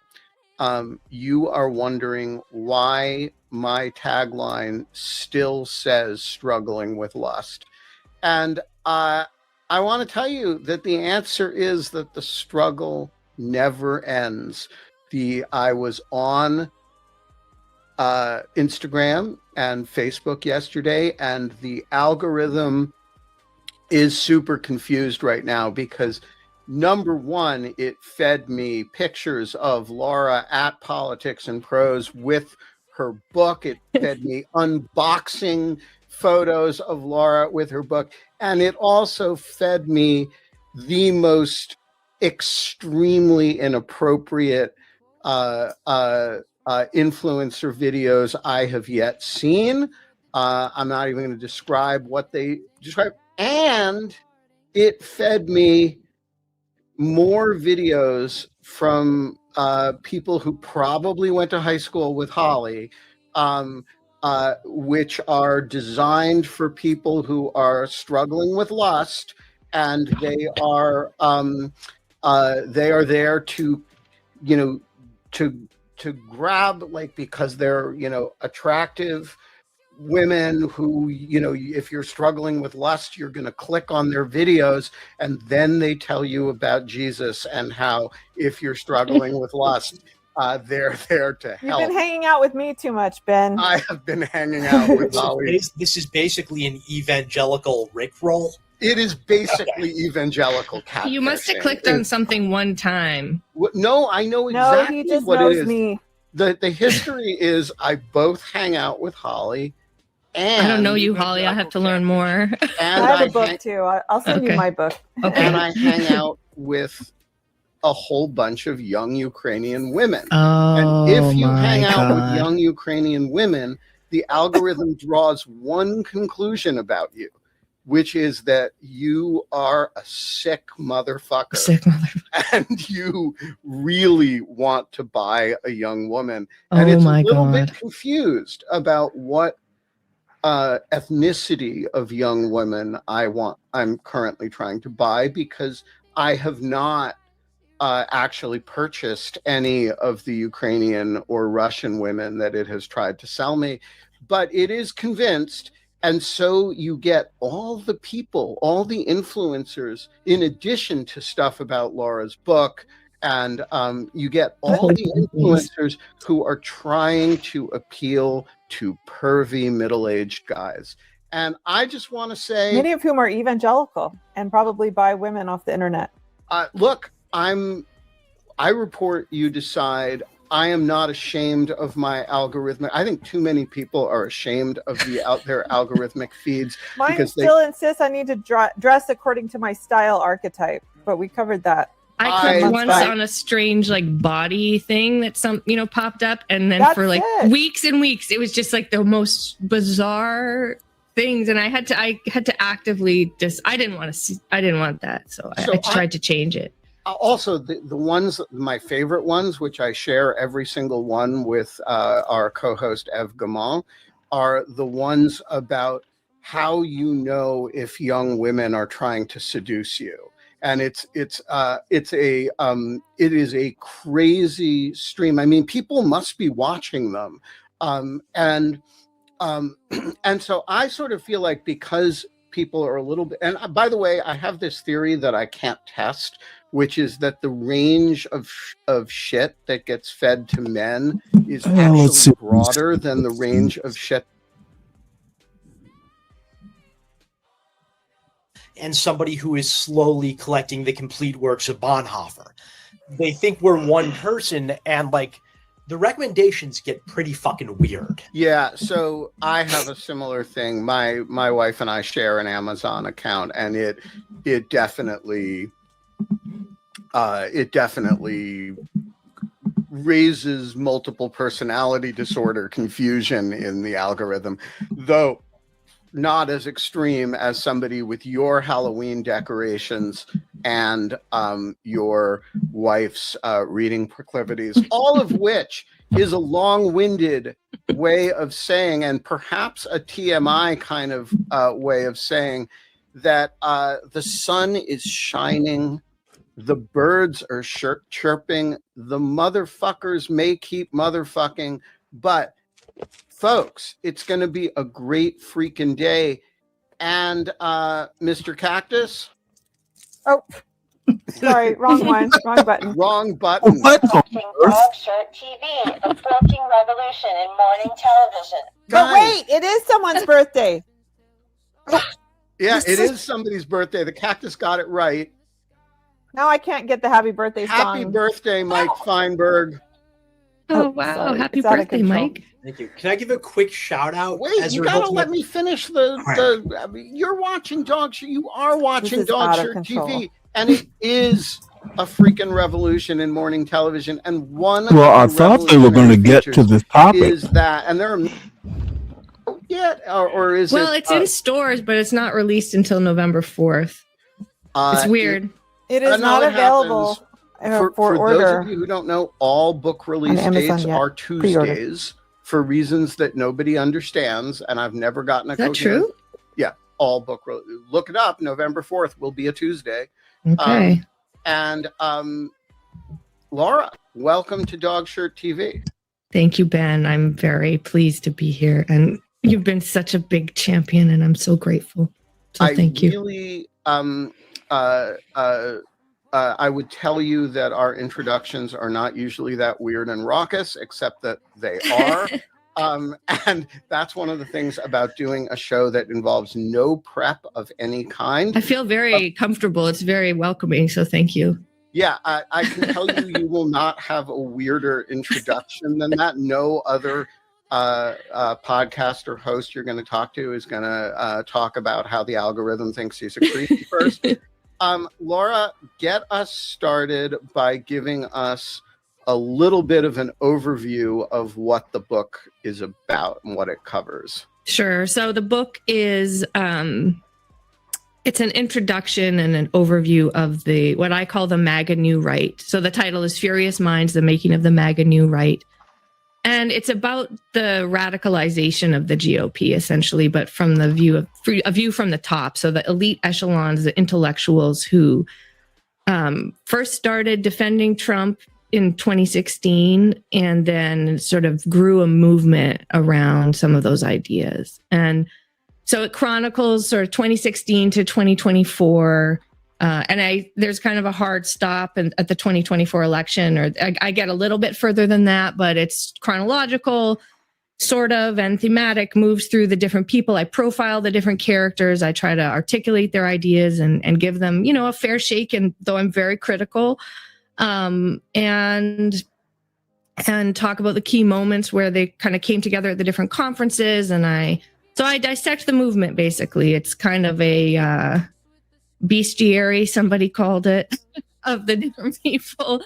But I try, I tried to do a bunch of different things in the book. I'm trying to expose the ideas, provide some clarity, because these people have been very vocal. There's a huge public record of what they believe. A lot of it's very extreme.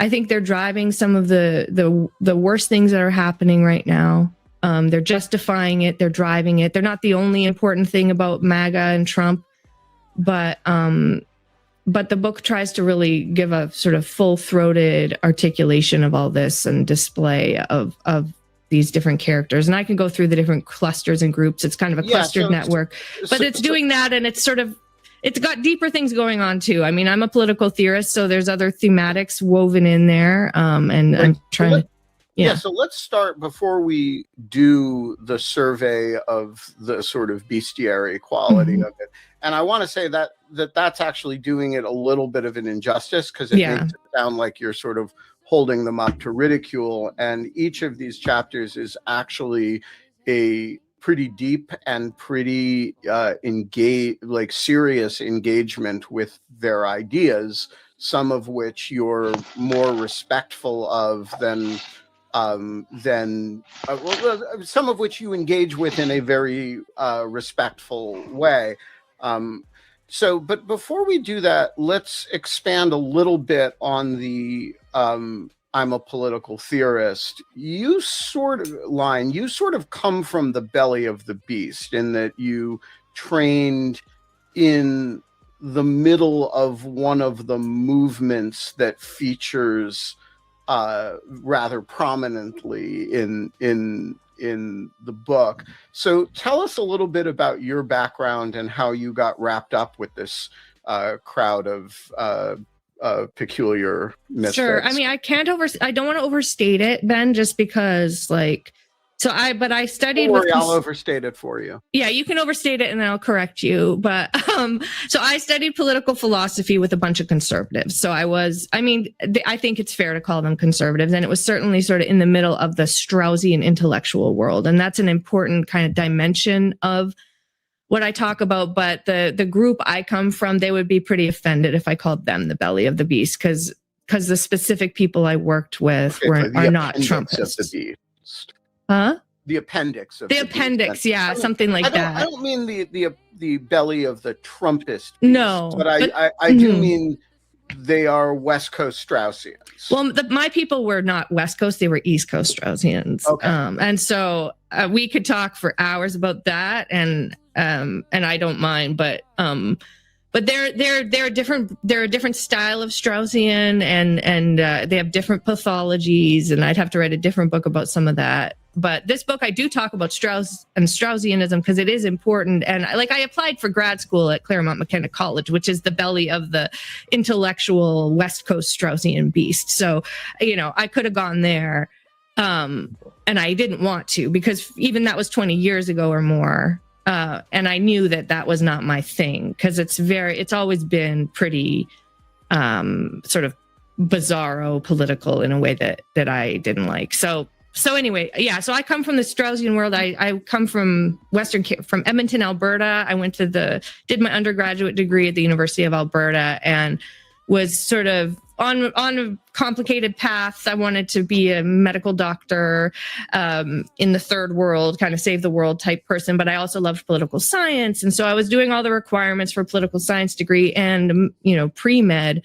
And then I had to take a required course in political theory, which was in my third year of college. I didn't want to do it, but it was a requirement. And I had a friend who had taken the course, and we were always arguing about. Anyway, I'll cut to the chase. Anyway, the guy who taught the course was this incredible professor, Straussian professor, sort of autodidact, who was just an incredible teacher. And he, it was Plato, Hobbes, Locke, and Rousseau, and I totally fell hard for it. I mean, it was just mind-blowing lectures, and I joke in the book about being red-pilled by Plato, and there was something to that, because this guy just was a wonderful lecturer and teacher who really made you take it all seriously. And it was something that I loved school, I loved my courses before this, but he just it was this eye-opening world onto politics that started in 500 BCE, right? So it was this very rich experience. So anyway, I fell hard for it, changed my major, dropped out of my chemistry classes, and made her parents proud. And just went for it. So I did my undergraduate, I did an honors degree, wrote on Plato. I did a master's degree there, wrote on Plato. And then I went to Texas for grad school and studied with these other Straussians and, continued political philosophy. So, very briefly for those, because it's kind of necessary for a lot of the rest of the conversation. What is a Straussian, and who is Leo Strauss? So Leo Strauss was a German emigre scholar who fled the Nazis in the interwar period and came to the United States eventually. And he was a wonderful classicist and philosopher who he's known for the rediscovery of what is called the esoteric tradition in political philosophy, and so had this very different way of reading these ancient texts, conceiving them, I think quite rightly, though there's a lot of different ways to understand this, as sort of these multi-layered, that's perfect, the multi-layered works of political strategy, and with a lot of hidden meaning. You have to draw out like you're a new critic, and it's a Shakespearean text. It's a Shakespearean text. It's fine-tuned for different audiences, and a lot of it has to do with the radical ideas that it contains that you don't want to share openly because they're dangerous and they can get you killed, like Socrates was killed, that kind of thing. So there's a lot to it. I'm not a apostate from Straussianism per se, but so he sort of built the school of thought and has all these teachers, and it's kind of a cult-like thing, but he's got a lot of famous students. Alan Bloom. Oops, just so people kind of know why I'm watching this. I'm fascinated by political philosophy, and it has been fascinating watching. I'm fascinated with how MAGA started and then the rush to fill in that intellectual void. MAGA has no, in my opinion, MAGA actually had no intellectual underpinning at all. This is basically people trying to give it one just so it can be taken seriously. And I guess, giving it an underpinning would give it possibly some staying power. I just don't see that happening. I mean, it's Shit's like gone. trying to give As the. soon as Trump leaves office, shit's over with. Just like I how, suspect. people I thought that the suspect George it'll W. Bush shit was actually. gonna go on forever too. Yeah, gone. Well, to me, it's really kind of like an extension of the Tea Party.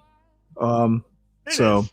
No, it's the same grifters, the same people, same organizations. They just try to change it into something else. It's the same people.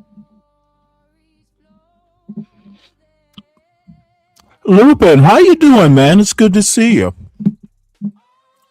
Yeah, great show. It's an eclectic show. Good to see you, man. Was probably the most famous. Harry Jaffa is the one that matters for the story now and the story I tell in the book, because he's the leader of the West Coast Straussians who inspired the creation of the Claremont Institute, which probably the audience has all heard of. So funded and wrong. Just so you know, Cheeseborough, is it Kenneth Cheeseborough? I can never remember his first name. Kenneth. Yeah, it's Kenneth. He actually I think he did a plea deal here in the Georgia voting, vote tampering, voter fraud case. And then who's the dude who Eastman?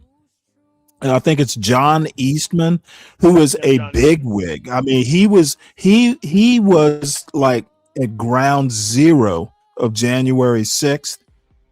I've read how, he and Trump, basically no one would do what Trump wanted done at the Justice Department. And until Eastman stepped in and said, I'll do it. So those are West Coast Straussians. As a matter of fact, John Eastman is like a dean of some law school out there. Pepperdine is in that orbit out there. Ken Starr was one of them. He's gone now. But this West Coast Straussian thing, it all started at the University of Chicago, and they wound up out there. And apparently there's some folks at Texas. It is a fascinating, if you're into if you're into, political science, political philosophy, political theory, these guys are fascinating. And terrifying. Me someday to tell you, or ask Bill Galston to tell you about the one time he went to office hours with Leo Strauss when he was a young graduate. He's told me that story, but I can't. I have terrible memory. Yeah, so he's got a lot of good stories. Yeah, but that one is spectacular, and I use it all the time when people ask me. Not that I compare myself to Leo Strauss, but the story is that Bill spends the whole semester, 1968. Strauss is at the end of his career, Bill is a young, promising political theory graduate student, spends the whole semester getting up the courage to go to Strauss's office hours, goes in, asks him his question, and Strauss presents several well thought out paragraphs of an answer, after which Bill says there was really just nothing left to say because the answer was so complete. And so Bill had to sort of figure out how to extricate himself because there was no, follow-up. There was no, it was done. So he said, well, I suppose I should leave and let you get ready for class. And Strauss responds, it would be a bit late for that. And so whenever now somebody asks me, why do you, why do you speak without notes, or why do you, do you need time to, get ready for a presentation? I always try to respond, it would be a bit late for that. So that's my impersonation of Leo Strauss through Bill Galston. All right, let's get to the forget the broader Straussian movement. Who are the characters that you cover in this book? And let's start with Harry Jaffa and the Claremont Institute. Okay, so Harry Jaffa was this early student of Strauss's who... Hey, Brian, that's what happens when you stop going on CT's show. You just automatically mature. So, that's what happens. Who studied... Strauss was mostly focused on ancient books when he did his weird esoteric readings of them. Jaffa took those insights and that sort of mode of engagement and applied it to the American tradition, and especially focusing on Abraham Lincoln. And so his second book, his first one was on like Aquinas, I think, or Aristotle. But he wrote about the Lincoln-Douglas debates. And I don't know how long those debates run, maybe if you print out the whole series, but he wrote a book called The Crisis of the House Divided that really took those debates seriously as like this philosophic manuscript and political, sort of this high point of political and philosophical debate, which they are. I mean, it's a really wonderful book, and he treats it very seriously, sort of getting to the core of the debates there, and how they contain this sort of seed of these big philosophical questions, right? About majoritarianism versus sort of principle. And he elevates Lincoln in this book. And historians loved this book because it sort of changed the discussion of Lincoln and got at the philosophical sort of decency of Lincoln and the kind of incredible perceptiveness he had, and the hard line moral perceptivity that is there in Lincoln. So he does this wonderful book, and that is it's just really forceful in drawing out the principles that Lincoln was working with. But if you read the Lincoln Douglas debates, you'll see that, right? It's not like it was totally revelatory. And it's a pretty weird Straussian book too. I don't know if anyone here has read it. But it's kind of wonderful. So Jaffa writes this big book on Lincoln, but that's partly what he's known for politically. And he wrote this famous line in Barry Goldwater's speech about extremism in the service of liberty is no vice, and moderation in pursuit of justice is no virtue.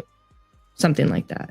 And so he had these big moments early on in his career.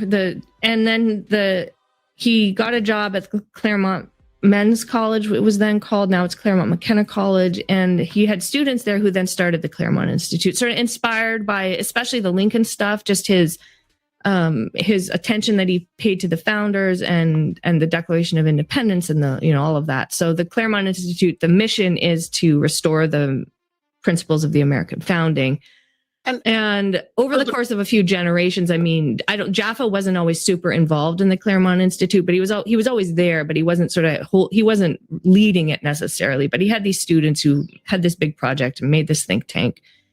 And so they're important because that was the first place or one of the fellows at the Claremont Institute who had been a student of Jaffa's, or at least a sort of underling while Jaffa was late in life there. And I think a friend of Jaffa's, Michael Anton, was the first person to really give a full. Just out of curiosity, all the people who are Trump fans out there, do you guys care any about, the Straussians and the, all these people who are basically have been around, they're all Reaganites. A lot of them are, now they're trying to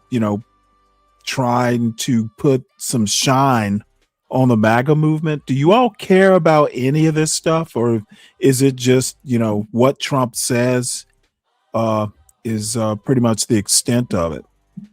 I'm curious to know.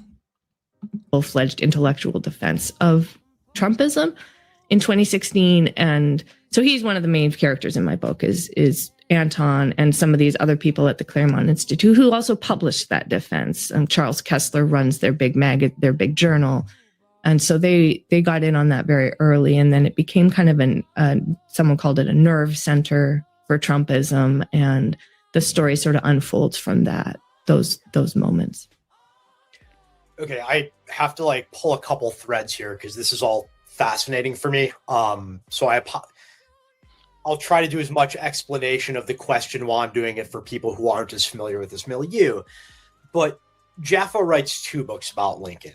And I think in the second one, A New Birth of Freedom, he makes an almost tossed off line that the only way to understand the Constitution of the United States is if we look at the frame of the document as the Declaration of Independence.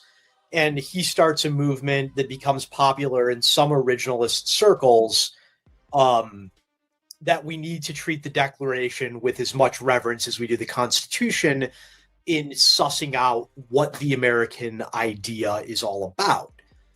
And from that perspective, that's a strange thing. There's the 2 documents were written for 2 different reasons. The Constitution was basically, I wouldn't call it a knee-jerk reaction, but it was basically written because what the Articles of Confederation had constructed wasn't doing anything. And these people were, these elites were afraid that, oh shit, some of these, everyday people are starting to get frustrated. Basically, we need an army. We need a way to deal with whiskey rebellions and Shays rebellions, those sorts of things. They're 2 different purposes. Don't know. I guess I should read Jaffa if I want to know why he would think that. I always thought of the West Coast Straussians as a more liberal or left-leaning strand. Oh, by the way, the West Coast Straussians are basically obsessed with the founding. If they had their way, we'd go back to the original Constitution. Of the intellectual right that developed, in the years after Bloom publishes The Closing of the American Mind.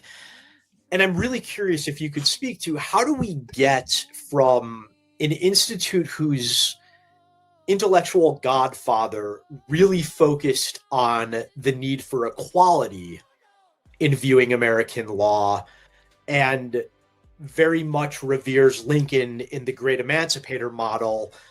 How do we get from an institution based on his teachings to one of his students, Michael Anton, writing what becomes the Trumpian cri de coeur, the Flight 93 election, where he basically goes for a full-throated defense of defending a presidential candidate, Donald Trump, who really has nothing in common with Jaffa's views whatsoever.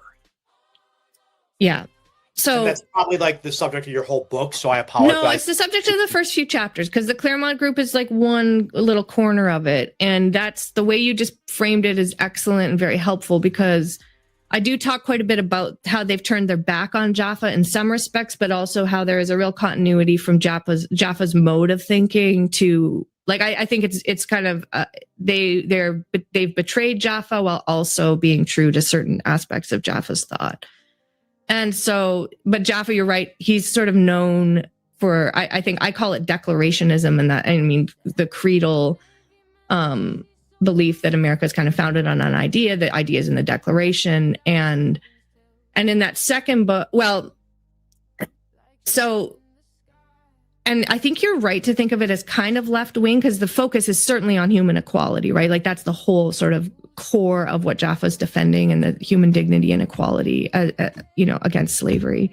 But it's a very pasty white guy vision. Well, Jaffa's isn't. Jaffa sort of and sort of not. Jaffa's isn't. I think Jaffa was not a bigot in that way. He was a bigot in other ways, but I think that it's right to focus on that. And the conservatives at the time, he clashed. He was a very feisty man. He clashed with other conservatives about this. They hated him. The paleo conservatives, or they were, before there were paleos, like Wilmore Kendall. There are these awesome debates with all these people who were more in the kind of, we would call it blood and soil conservatism, but they were it was more the agrarian Southerners and stuff like that. Who believed in a more sort of particularist, grounded, racist or what have you, but sort of community-based, communitarian kind of style of conservatism. Jaffa was their enemies because he was all about the universal principles. And so there are these fiery debates that happen between these, leading intellectuals of the time and Harry Jaffa. And they pinned him down exactly for that, for his belief in equality that they thought would lead to a kind of Caesarism and excess democracy. And so they called him out on that early on. And he held fast, right? He was so hardcore devoted to those principles in the Declaration. He called, and this is, I think, where it turns a little fanatical. I mean, I like the Declaration of Independence too. I like that whole style of originalism that appeals to principles rather than text. Like, there's a lot there that we could talk about. But he called the American founding the best possible regime, right? Like that it was basically like infallible political perfection to the extent that you could have it in that second book. And so I think that's insane, right? Who knows, right? It's an amazing thing that happened, that they were able to found this country, but it was also really messy, really ugly in a lot of ways.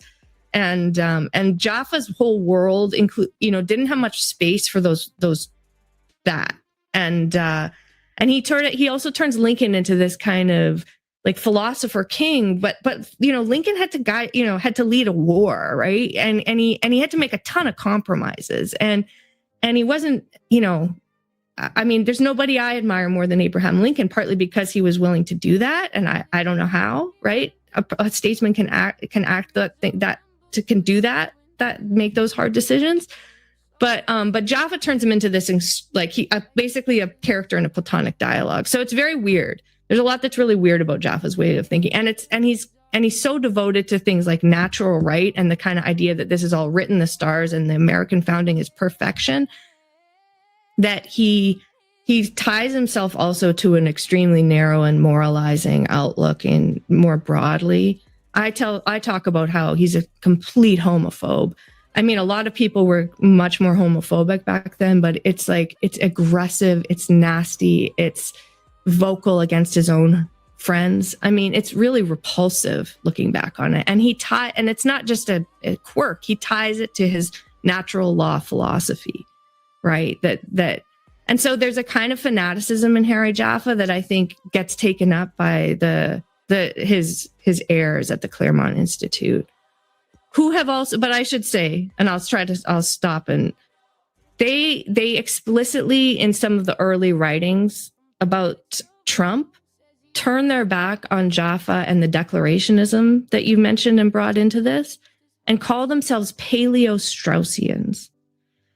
And so that's sort of they're basically saying Jaffa was much too hung up on the Declaration and the universal principles stuff. We want to note that there is something important about place and like what some of them are now calling like heritage Americans, and basically being white. And they're quoting white supremacists in this weird online. Brian, I didn't say the Declaration of Independence isn't a foundational document, American document. I'm saying it's not the Constitution. Okay. The Declaration of Independence is not the law of the land. The Constitution is. Secret journal they wrote before some of this stuff got public. And so they're sort of, and Michael Anton is explicitly saying we reject some of that universalism, and it's time to kind of narrow in and protect traditional America. All right. So your phrase, or your use of the phrase Paleo-Straussian is a great bridge to our next beast in the bestiary, the Bronze Age pervert. Who is Bronze Age pervert? Oh, come on, you're going right to the gutter, Bill. Ben. But I mean, do you want to? Is he struggling with lust? I don't think he struggles. I don't think he's struggling. I think he's high on life. And lust. One follow-up question before we get to Bronze Age pervert, and I don't think the answer will be nearly as long to divert us from contain ultimately storming into that gutter. So how do you get from Leo Strauss is a German Jewish refugee who's writing about, ancient Greece and ancient Jerusalem and comparing the various philosophical trends that come out of that. He flees Nazi Germany. He comes to the United States as part of this wave New of School for Social Research, no less. Yes, and ultimately University of Chicago, and he's part of this wave of religious minority refugees who are very much not of traditional American stock. How do you get from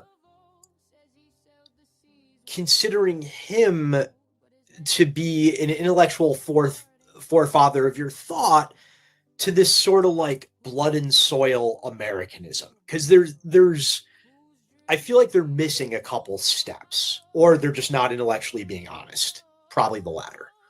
I mean,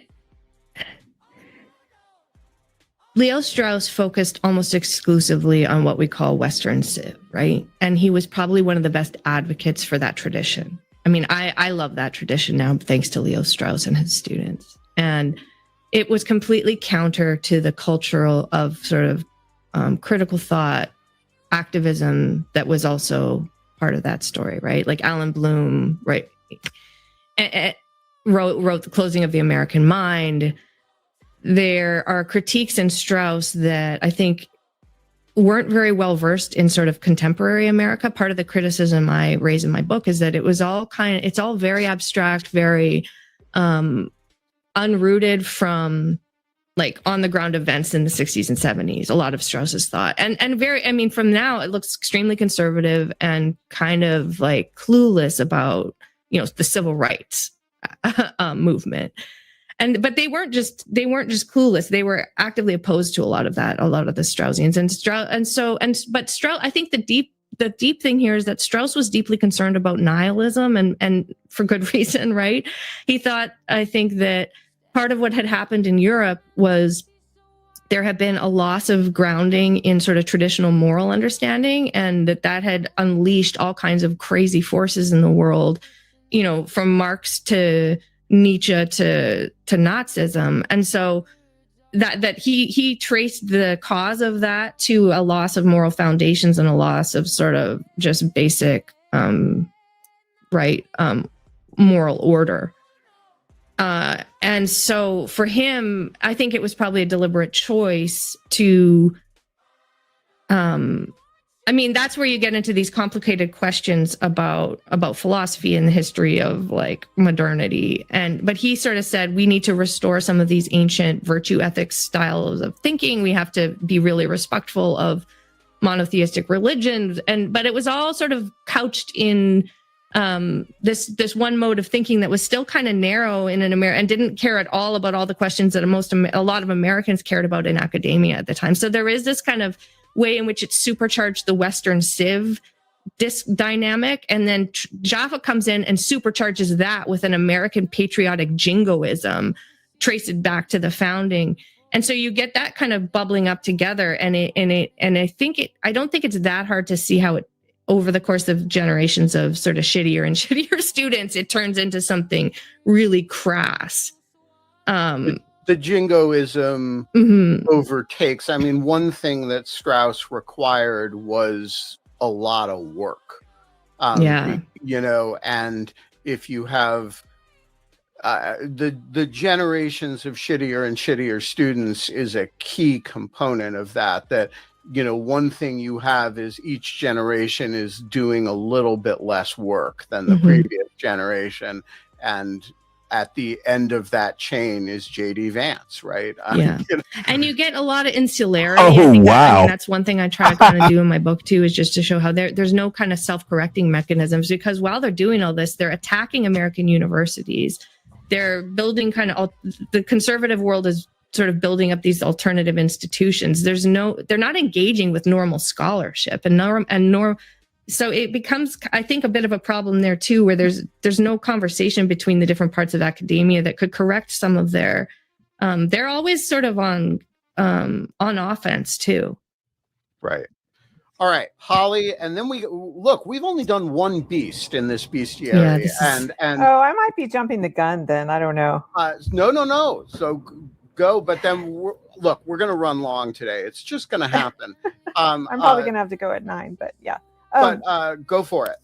Yeah. So is it Laura or Laura, by the way? Because my sister's Laura, and if you call her Laura, she will murder you. Laura. Yeah. Okay. Laura. I will try, because my sister has got it out of your mind. Yeah. So my work, I come from a white evangelical background, and my book is on white evangelicalism.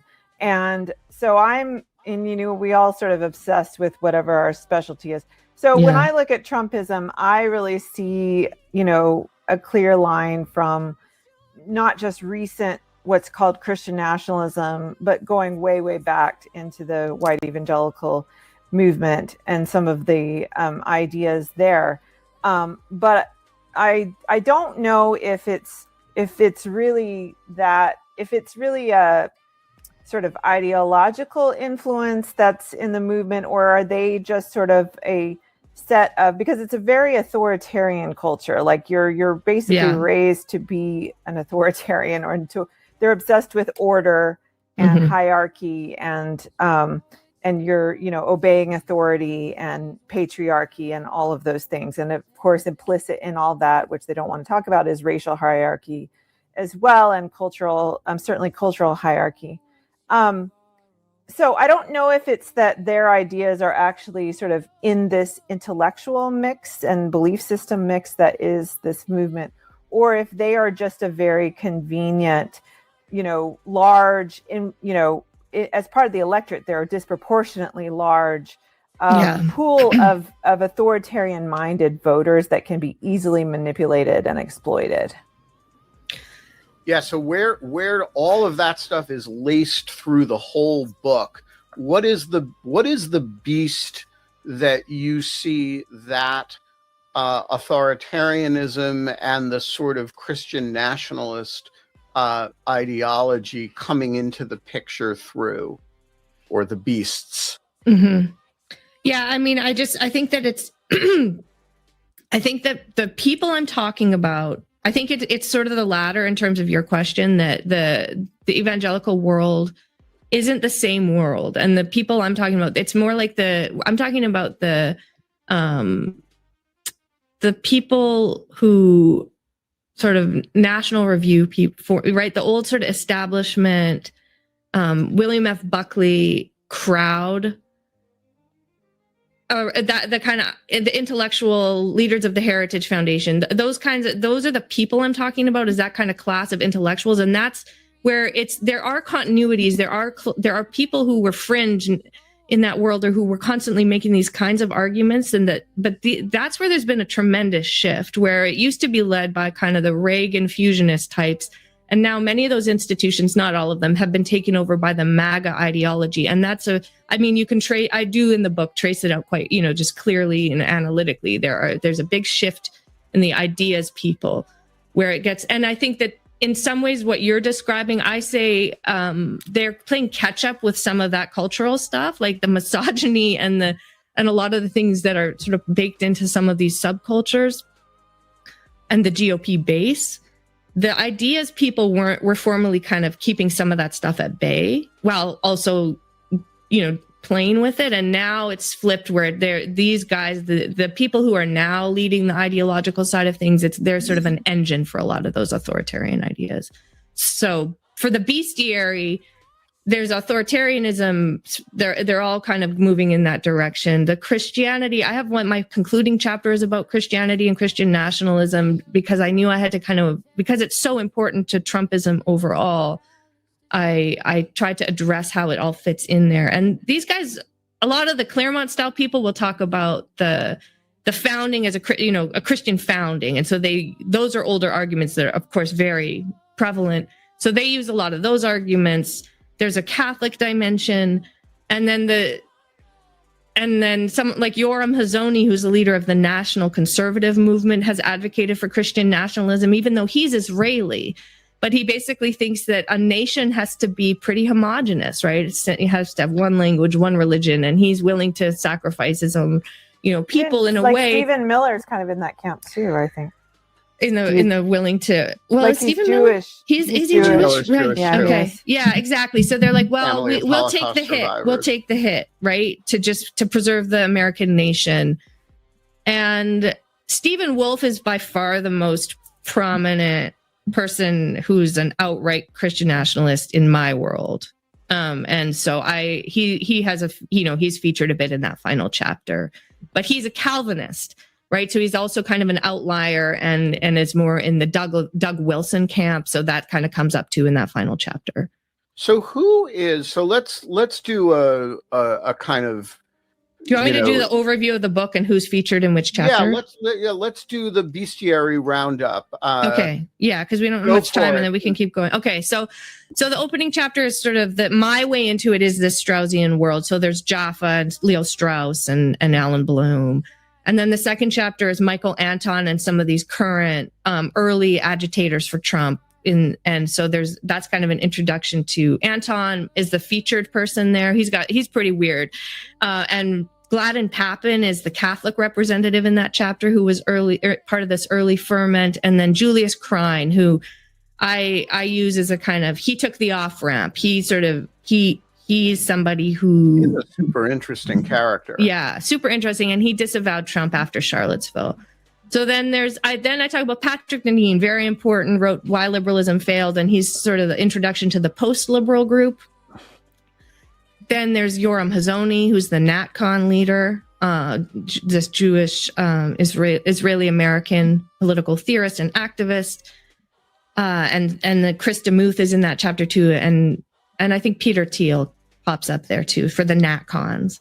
So there's a bit of and Chris DeMuth, by the way, whom I know and who I used to think extremely highly of, who was the head of AEI for many years and couldn't have been more mainstream, a conservative,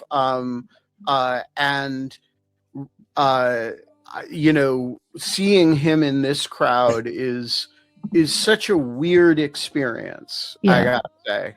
Yeah, I think a lot of people have felt that way and have said that. Anyone who I know who knows those circles is just stalked. But he's like, he has openly disavowed declarationism. No, I have no doubt of his. But there are people in your book who it does not hit close to home. because I don't know anybody. I don't know Michael Anton. I don't know anybody like Michael Anton, right? I certainly don't know anybody like Bronze Age Pervert. But then there are people in that book, like I know them. Vermeule.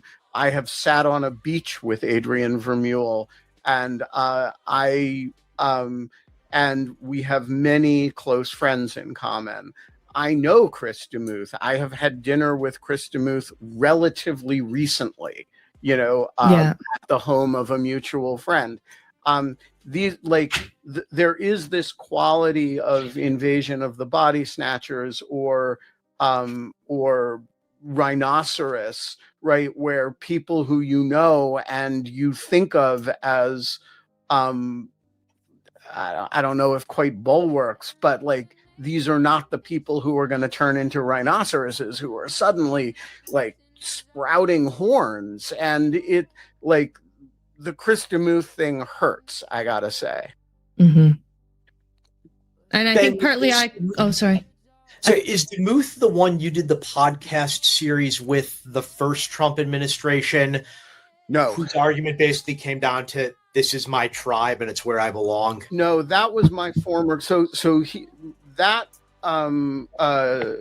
is a former Brookings scholar who does not map onto any of the categories that Laura is describing. He's more of a foreign policy guy. And I don't think that's, I think he's an exogenous creature to any of this, frankly. Sorry, you were saying, Laura. Oh, I mean, it doesn't matter. Do you want me to keep going on? Keep going. Okay. So the next chapter is like the real bestiary where Bronze Age Pervert pops up. It's sort of this descent chapter into the hard right, which is Curtis Yarvin, Michael Anton it leads us in there, and Bannon, and Stephen Miller, and sort of some of the nastier characters, many of whom have Strauss PhDs where they wrote about Strauss, or like 4 or 5 of them, maybe 3 or 4. I don't want to exaggerate. So that's that. And then there's a January 6th chapter with John Eastman and the Claremont crew again. And then there's Hillsdale College and Patriotic Education chapter. There's a Chris Rufo chapter, which is more about the activism that's followed after January 7th and then in the years following the early years of the Biden administration. And then there's a Vermeule chapter, sort of follow up to the early Deneen chapter, which is again about post-liberalism, but about the constitutional dimensions of it. And Catholic integralism gets a hearing in that chapter. And there's a lot about Carl Schmitt in there too, because Vermeule's a big Schmitt guy. And then there's the second bestiary chapter, which is a follow-up on the BAP chapter, which is the end of Men. And there's a Tucker Carlson moment, and this guy, Raw Egg Nationalist, who you'll see, responding to JD's tweets on, and just this perverse person who's kind of a Dugan guy. And then there's the Christian nationalism chapter. So help us bring all this together. Donald Trump has read not a word by any of these people. Yeah. And so when we say this is the intellectual constellation of movements, because it's really a bunch of interlocking intellectual puzzle pieces with each other. They're all in dialogue with each other.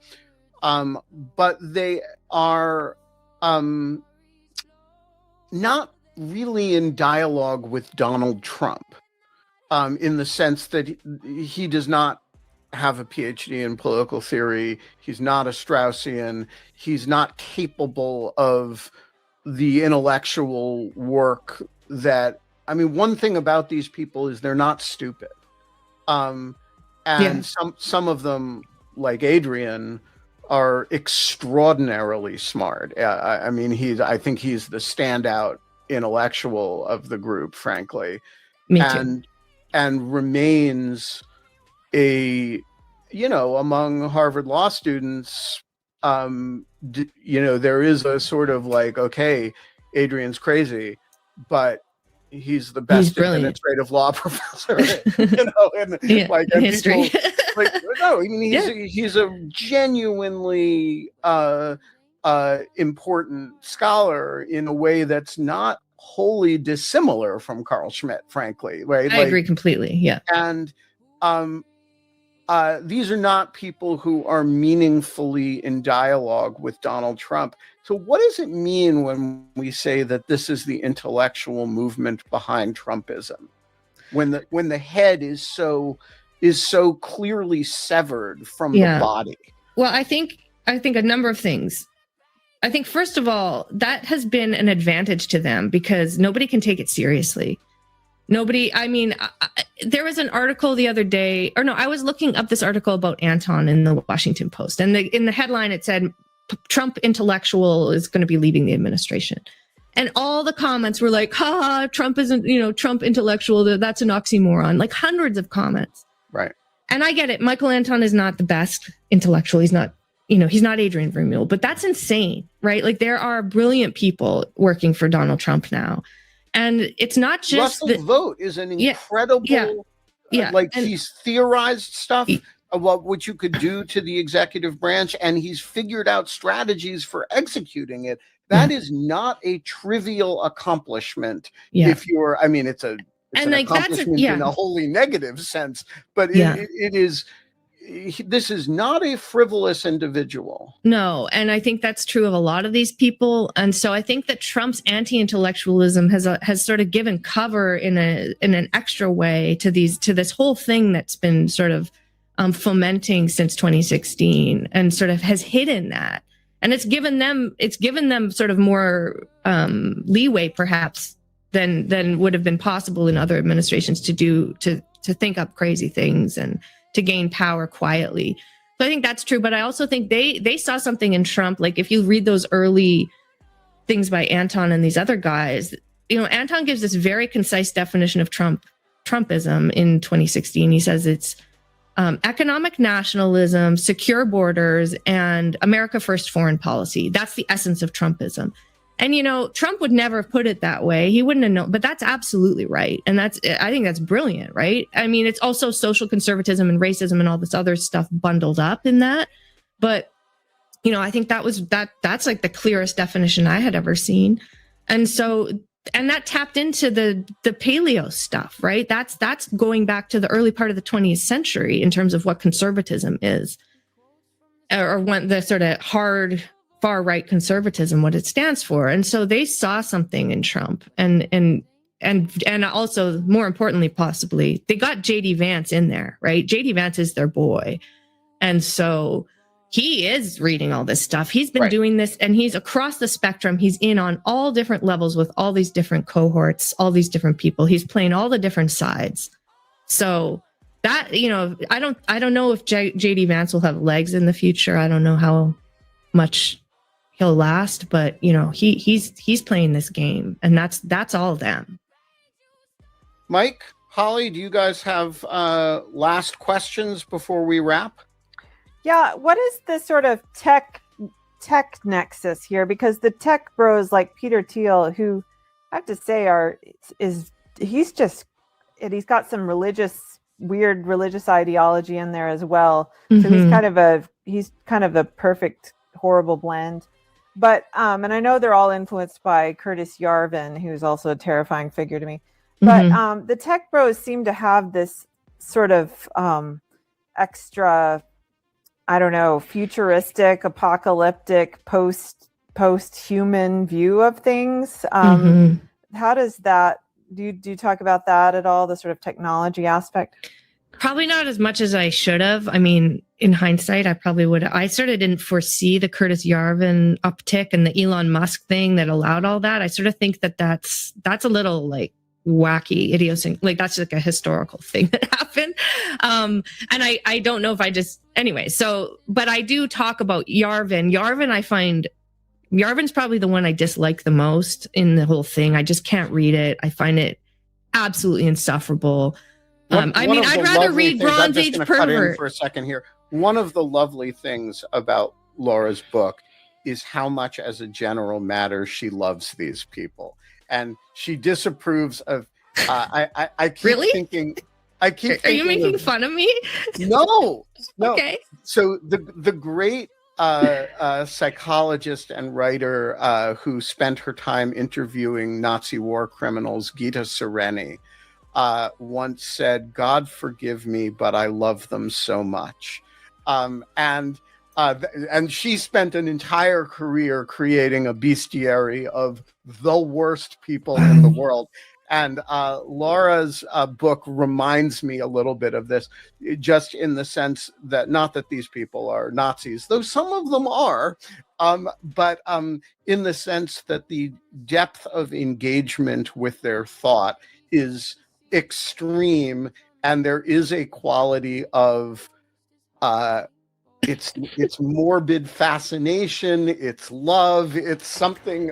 That's when you sort of when you get the sense that you've really figured something out and how someone's theory is put together. It does. I don't know. It gives you like an energy. I think even if they're terrible and the ideas are terrible, I feel like anyway. That's my experience. Maybe that's what you're talking about. No, I mean, there's something a little twisted about it too. But I grant that. I mean, I'm a very sunny, happy person, like optimistic, like kind of, I think my friends would say I'm kind, like, you know, my kids, it's all nice. Like I got a pretty good, solid, wholesome life here. And I am attracted to this crazy stuff. I mean, I wrote my dissertation on Nietzsche and Rousseau, who are pretty weird. I know that's part of, I mean, I'm just like totally, I've got a fascist streak in my soul, you know, just an authoritarian, you know, lust, I guess we'll say. I struggle with lust for that. Like I feel it, you know? So I am, but anyway, but Curtis Yarvin, no, I think he's an idiot and I can't stand reading him. And so I gave him short shrift in the book because I couldn't believe, and I hate the tech world. Like I'm a bit that way. I just can't believe that people take this shit seriously. And Thiel, I mean, Thiel is the same. I give him a bit more space, I think. And he's interesting. He's been obsessed with Leo Strauss for decades. And so he's got these close connections in the Straussian world and is in reading groups with the Claremont people are used to be. And so there's a kind of, that's fascinating to me. But, you know, I read, he's got this famous, semi-famous for that world essay called The Straussian Moment, where he talks about Strauss and he talks about René Girard, who is much more in the news now because of the Antichrist stuff. But man, that essay is just shit. Like it's just this guy who I'm sure he's kind of brilliant in his own way, but it's just like a bad grad student paper in a way, you know, or something like that. It's in that genre. So the tech guys, I find it hard to take it seriously because I feel like it's also a symptom of our just like the lack of education that we have in this country, that these guys that so many people are caught up in that. And then, I mean, that's kind of a subtext of my book is higher ed. And amen, sister. This lack of education just lets the Curtis Yarvins and you know, I'm thinking of the Jordan Petersons, you know, the stupid person, smart person. You know, how there are these vulnerabilities because people are not well educated enough to see through some of this stuff.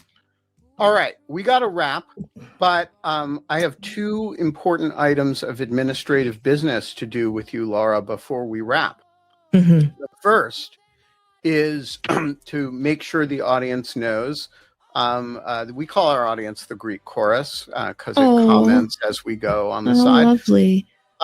And Laura is going to be back as with a series. Some of you will remember the Lawfare lecture series, which we had. You know, Scott Shapiro and Sean O'Brien did that hacking course, and Paul Rosenzweig gave a Lawfare lecture, and Quinta Jurecic gave a Lawfare lecture. Laura is going to give a series of Lawfare lectures about the history that is contained in this book. They will be done live with audience questions. For Lawfare material supporters, and then we will edit them into videos for release. So look for that to be scheduled in the next We'll start scheduling them over the next few weeks after the book's release. That's administrative business number one. Administrative business number two, which was, I can't remember if it was raised by the estimable Holly Berkeley Fletcher or the estimable Alicia Wanless, but, you know, we have a book club on Dogshirt TV. It's called the Mara Book Club, Make America Read Again, in which we pair new authors of nonfiction with their chosen work of fiction. And that is thematically related somehow to their book. And so a question, we are going to schedule you to come back, and by which time the Greek chorus will have read your book, because that's what they actually do. They go out and read the book, and then they will come back and we will have a 90-minute session with you talking to the Greek chorus about the book, and them asking their questions, having actually read it, along with a piece of conceptually related fiction. Okay. So the question what is, fiction would it be? Oh, I've been trying to think about this, Ben, but I don't have an answer yet. That's okay. You don't have to have an answer yet. We will. You cannot pick Camp of the Saints. I will not. I have to. I might choose something really light, but I can't do conceptual opposite of my book. It's If totally it illustrates something about your book. I feel like has if it, to be Okay, I'll try to think. I'll think hard. You know, about if this. there's an academic novel set at the Claremont Institute, We should probably do Ravelstein. Yeah, exactly. Ravelstein is phenomenal. Yeah, no. So for those who don't know Ravelstein, it is a Saul Bellow novel about his dear friend Alan Bloom. Anyway, Laura, get back to me anytime with the and we will schedule this as the one of the we're getting ready to schedule the next 3 months of Mara Book Club. So get back to us and we will include this. Thank you. We're going to be back tomorrow, and I got to tell you, we have another fabulous guest. The most improbable Janine Balechian is joining us to answer your questions about the institutional role of the Office of Legal Counsel at Justice, and to discuss Taylor Swift's new album with Holly. but I Berkeley won't Fletcher. be there. I won't be here tomorrow because I will be in the MRI machine. Well, I can't help you with that problem. I don't think Holly. I can do the show from an MRI machine. No, I don't think you can either, because the no computer metal. will. Yeah. Yes, I But think it if would you- kill me, in fact. But you can text me the questions you want me to ask her about the new Taylor Swift album, and I will get her on the record about the Okay. subject. Janine, I just want to tell you guys in advance, she is not going to be discussing any particular opinion, particularly, and she's not going to be, issuing denunciations of her former colleagues. She is going to be talking about the matter that we raised yesterday, which is what is the institutional role of OLC. And that is, what's that? Sane washing the inexcusable. No. I don't think she's going to be sane washing anything. I think she's I'm just saying that's OLC's current role. I will ask her about that particular question. Folks, we're 9 minutes over. I don't usually go over, as you know, but sometimes it happens. And when it happens, I do it without apology. We're going to be back tomorrow. It's going to be fabulous. And you should join us. Thanks for joining, everybody. I'm All right. Well, I think that might wrap it up for me. I'm at 4 hours, and it is time for me to go make something for dinner because I did not eat lunch. So I will be back around 1:30 tomorrow. Maybe I'll actually be on at 1:30 tomorrow. Glad to see a few folks I don't often see around here. Lupin and some other folks. So by the way, everyone make sure you hit the like button And if you are new, please make sure you subscribe and check us out. No, I don't want any mincemeat. No, thanks. What was I gonna say?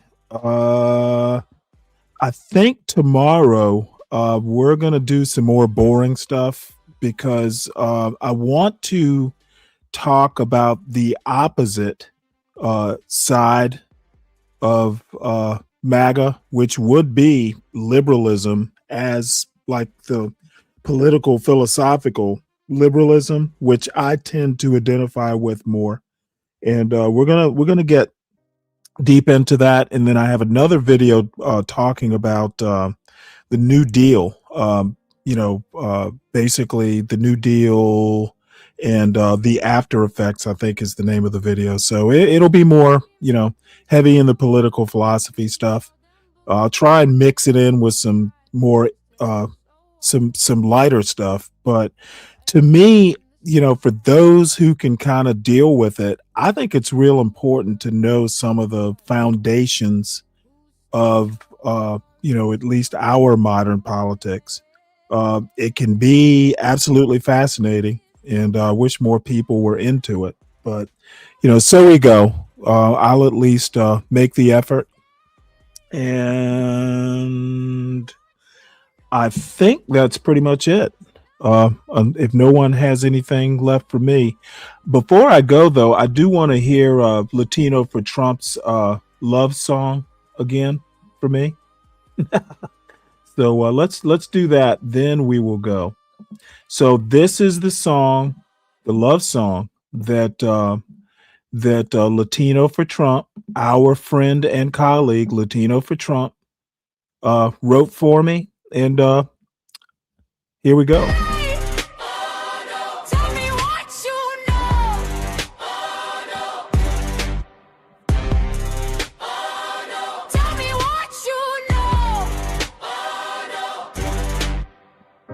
He quotes from the stars, from poets of old. Says he sailed the seas where the tales unfold. But his hands ain't calloused, his heart ain't bold.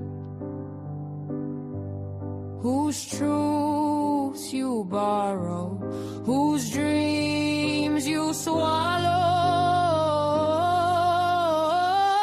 they're not his. Oh no, oh no. Stanley, oh no. Tell me what you know, not a page you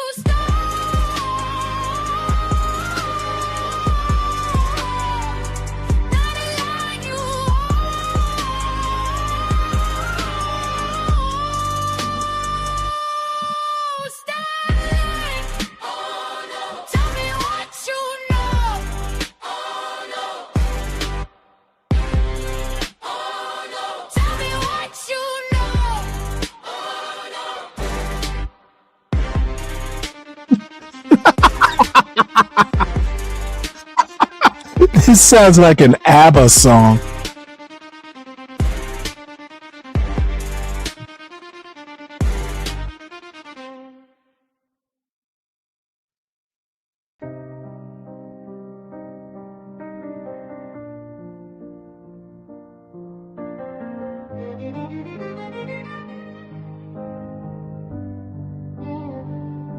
Stanley, the Navy man, thinks he's so wise. He reads all them books with a squint in his eye. Spins tales so wild, like ships in the sky.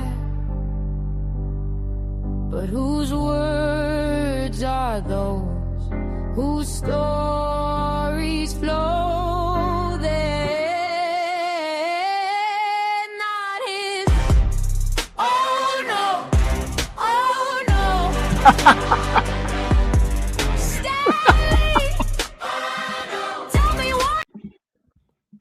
Kelvin, you want to know what this is? This is what Latino for Trump sounds like when he sings and calls my name, Stanley. I can't hit his register. I don't know. To me, it almost sounds like a mixture of maybe ELO and Freddie Mercury. Like honestly, this is like the most